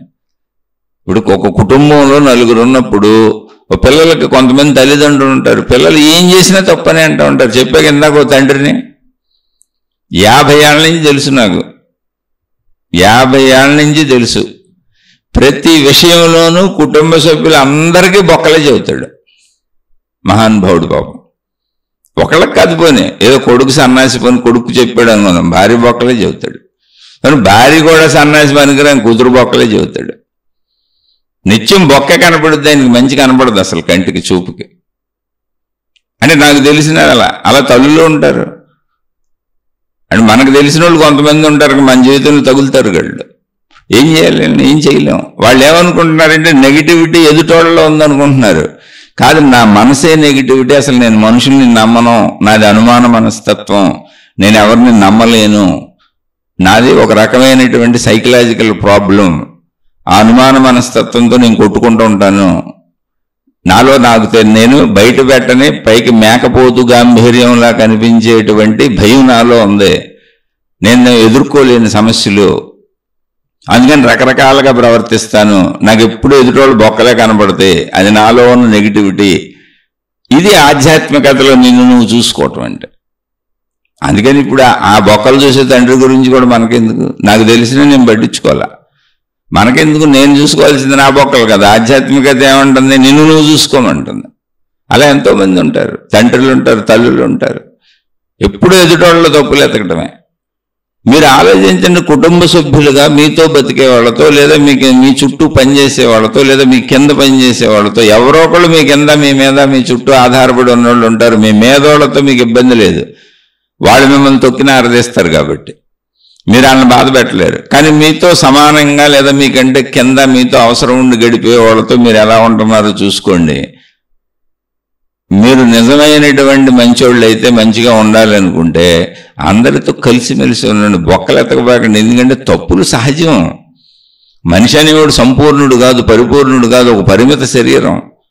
ప్రతి మనిషికి అవసరాలు, కోరికలు, డబ్బు సరిపోకపోవటాలు, శారీరక బాధలు, మానసిక బాధలు, కుటుంబిక బాధలు, ఆర్థిక బాధలు, సామాజిక బాధలు, మనసు అల్లకల్లోలాలు అయిపోతూ ఉంటారు. అవన్నీ బయటికి చెప్పరు. అందరికీ అన్ని అవసరాలు ఉంటాయి. వాటిని రీత్యా పాపం ఏదో ఆలోచనలో ఏ పొరపాట్లు జరుగుతూ ఉంటాయి. కొంతమంది మందబుద్ధులు ఉంటారు, ఇంటెలిజెన్స్ తక్కువ ఉంటుంది. కొంతమంది శారీరక బలహీనులు ఉంటారు. అలాగే అనేక రకాలైనటువంటి మనుషులు ఉంటారు ఇక్కడ ఈ ప్రపంచంలో. ఎప్పుడు తప్పులు ఎతికితే ఆ తప్పులు అవసరమైతే అని సహకరించి సరిదిద్దు దాన్ని. వాళ్ళు బతకాలిగా ప్రపంచంలో. ఇప్పుడు తప్పులు చేస్తున్న వాళ్ళందరినీ చచ్చిపోమంటామా? తప్పులు చేస్తే మనం చచ్చిపోతామా? రెండూ జరగవు కదా.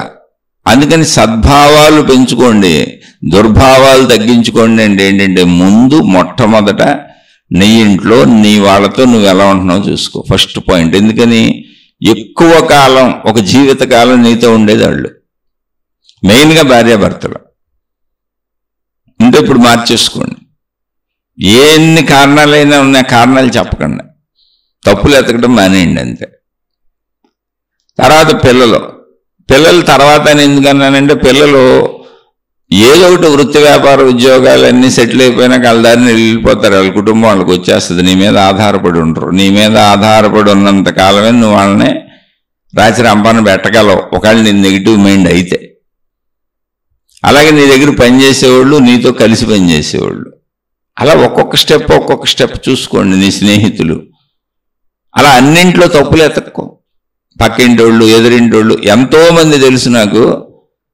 అసలు ఎంతోమంది, ఎందుకని 55 సంవత్సరాల జీవితంలో ఎంతమంది పరిచయం అయి ఉంటారు, ఎన్ని కుటుంబాలు పరిచయం ఉంటాయి, ఎంతమంది బంధుమిత్రులుగా స్నేహితులుగా వచ్చేళ్ళు ఉంటారు జీవితంలో.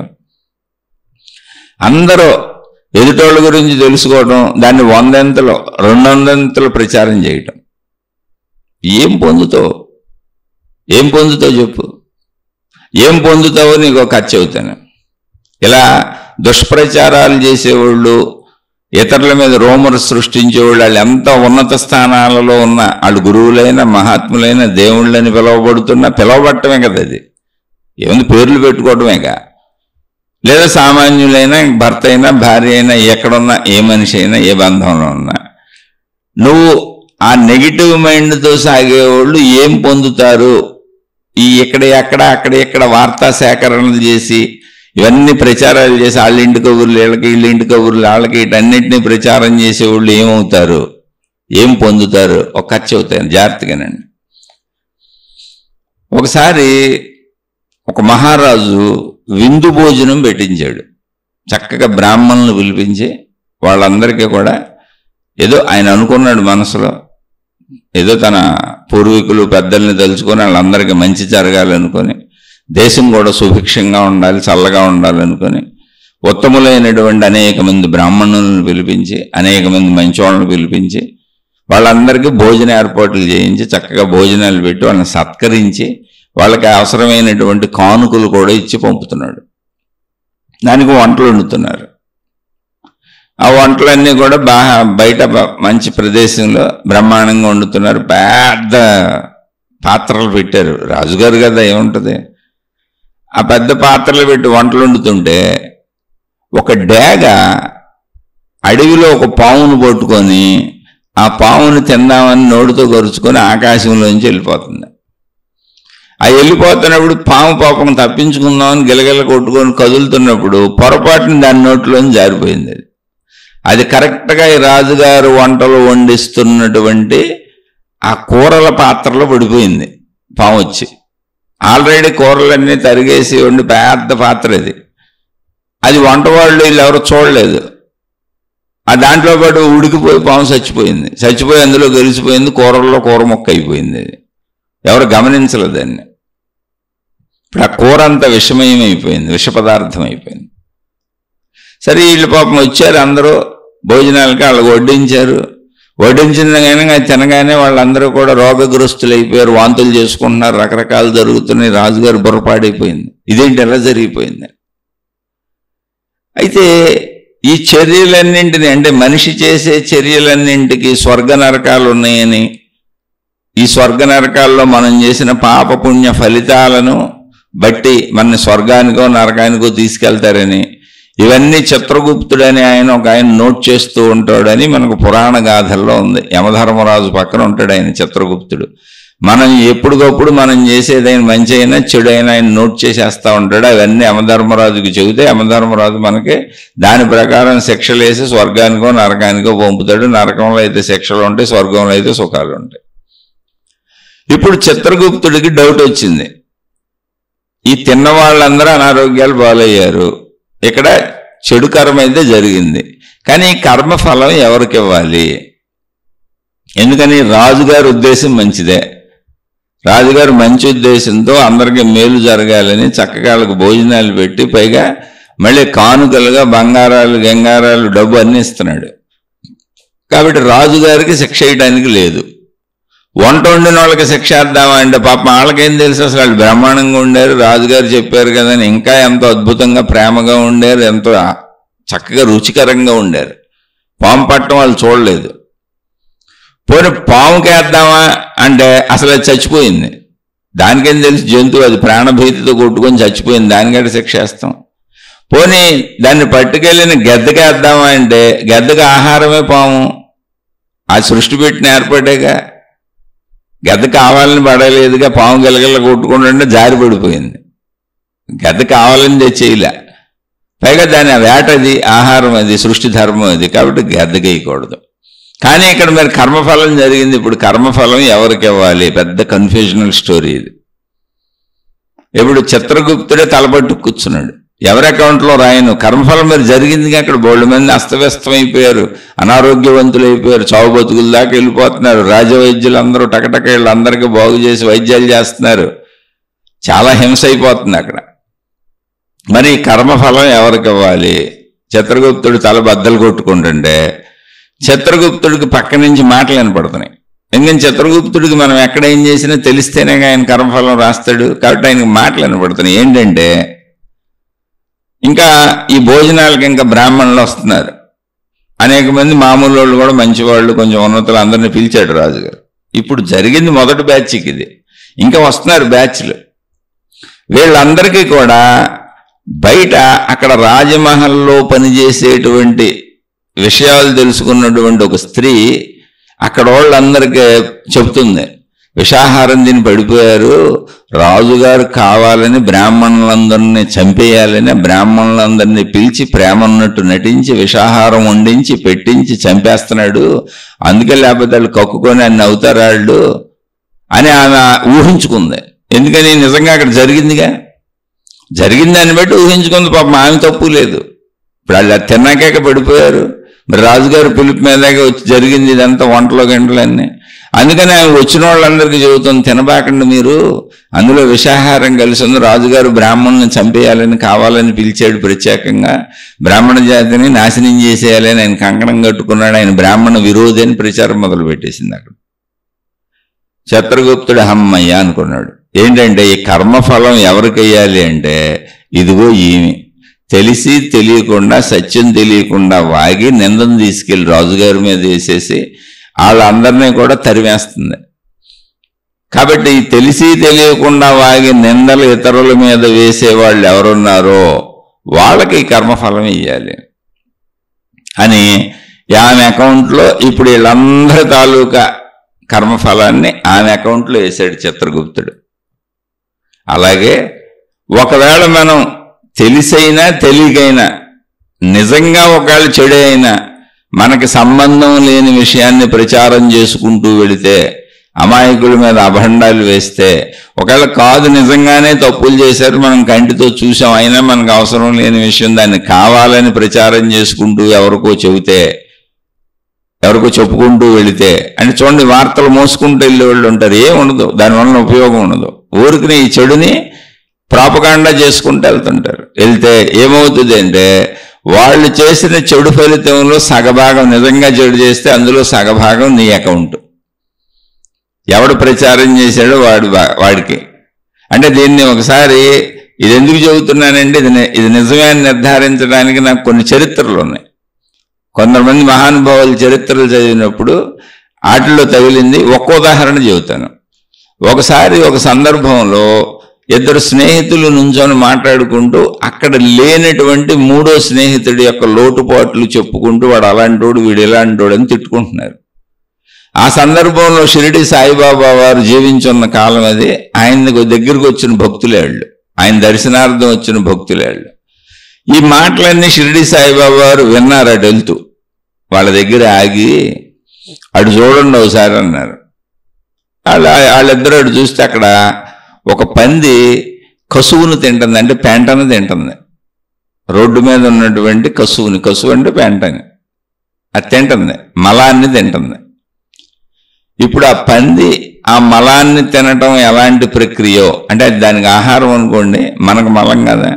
మీరు మీ స్నేహితుడిని దూషించడం కూడా మీరు చేస్తున్న పని అలాంటిదే అన్నాడు ఆయన. పెంట తినటం లాంటిది, మలం తినటం లాంటిది, అలాంటి పనే చేస్తున్నారు ఇక్కడ కూర్చొని. పైగా మీరు చెబుతుంది ఎవరు? మీ స్నేహితుడి గురించే. మీరిద్దరు కలిసి మూడోవాడిని చెప్పుకుంటున్నారు. ఇక్కడికి వచ్చింది ఇది నేర్చుకోవటానికైనా ఇలాంటి పనులు చేయకండి, వెళ్ళండి అన్నాడు.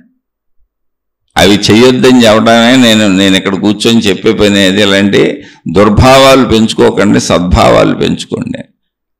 అందుకని ఎవడే అయినా మనకు అనవసరమైన విషయాలు, ఇప్పుడు అవసరమై నిజంగా ఏదన్నా ఉందనుకోండి, ఏమంటే పలానా వాళ్ళు ఇలా జాగ్రత్తగా ఉండండి అని చెప్పొచ్చు. అవసరమైన చోట అందులో తప్పులేదు.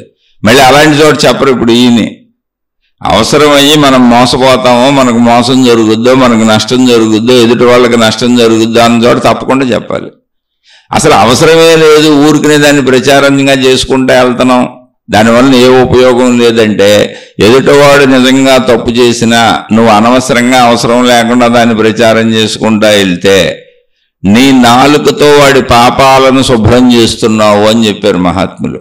ఉంది, గ్రంథాల్లో ఉంది, సాయిబాబా వారి దగ్గర ఉంది, వేరే గ్రంథాల్లోనే ఉంది. నీ నాలుకతో వాడి పాపాలను నువ్వు శుభ్రం చేస్తున్నావు అని.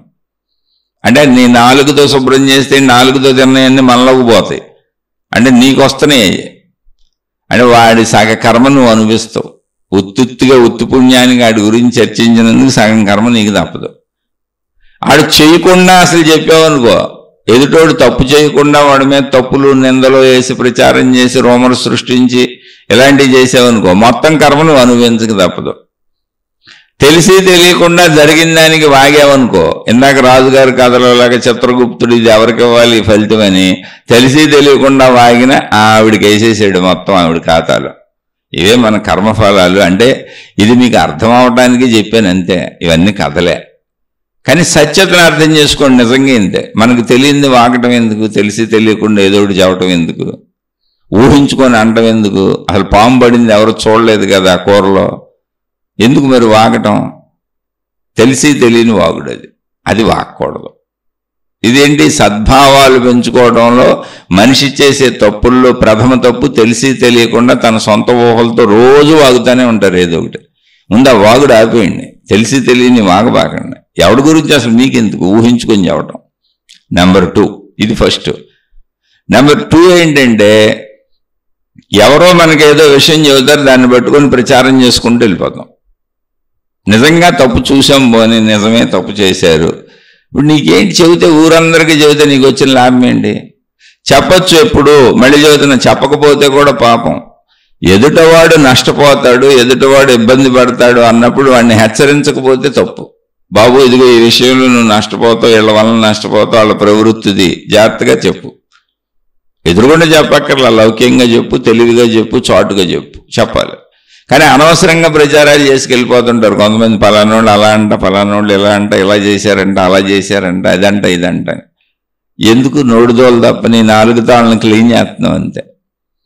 అంటే అర్థమేంటి? వాళ్ళ పాపాలు సగం నువ్వు చేశారు కాబట్టి సగం వాళ్ళు మోస్తారు, నువ్వు వాగావు కాబట్టి వాళ్ళే సగం తీసుకొని నువ్వు మోస్తావు. ఊరికి నువ్వు ఉత్తి పుణ్యానికి వాగినందుకు అంతే, వాళ్ళ గురించి అందరికీ చెప్పినందుకు. ఇంకొంతమంది ప్రత్యేకంగా అసలు రోమర్స్ సృష్టించి తయారు చేస్తారు ఎదుటోళ్ళ మీద రోమర్స్ని సృష్టించి వీళ్ళే తయారు చేస్తారు. వాళ్ళు మంచోళ్లే కానీ వీళ్ళు సృష్టిస్తారు. ఇక వాళ్ళకైతే వాళ్ళ పాపానికి నిష్కృతే లేదు. ఇంకా పాపం నెగిటివ్ మైండెడ్ అంతే. ఇంకా వాళ్ళు ఎన్ని అనుభవిస్తారో వాళ్ళే అనుభవిస్తారు. అది చిత్రగుప్తుడికి వాళ్ళకే తెలియాలి. ఎందుకంటే నరకంలో జరిగేవి ఇవన్నీ. నరకం అంటే ఏమీ లేదు, నీ జీవితమే. నరకం అంటే పైన ఉంది, స్వర్గం అంటే పైన ఉంది అనుకోబాకండి. ఈరోజు ఇప్పుడు ఈ నిమిషం మనం జీవిస్తున్న జీవితంలో సుఖములన్నీ స్వర్గములు, దుఃఖములన్నీ నరకములు. శాంతంతా స్వర్గము, అశాంతంతా నరకము. ఇది ఎవరి చేతిలో ఉందంటే మన చేతిలోనే ఉంది. సద్భావాలు పెంచుకోండి, దుర్భావాలు తగ్గించుకోండి. దుర్భావాలు ఆధ్యాత్మిక పురోగతికి అడ్డు, సద్భావాలు ఆధ్యాత్మిక పురోగతికి గుర్తు. ఆధ్యాత్మికంగా నువ్వు పురోగతి సాధించావు, నీ సాధన ఫలించిందంటే అర్థం నీలో సద్భావాలు పెరిగినాయని. అది నీకే తెలుస్తుంది, ఎవరికి తెలియదు. కాబట్టి జాగ్రత్తగా అర్థం చేసుకోండి. ఇందులో ఏదైనా మీకు సందేహాలుండి ఇది అర్థమయ్యి ఇది కరెక్ట్ అనిపించి ఇది ఇలా నడుద్దాం, ఇలా మనం మలుచుకుందాం, సద్భావాలు పెంచుకుందాం, దుర్భావాలు వదిలేద్దామని మీకు అనిపించి మీరు ఆ ప్రయత్నం చేస్తూ ఏమైనా సందేహాలు వస్తే అడగండి, మాట్లాడుకుందాం.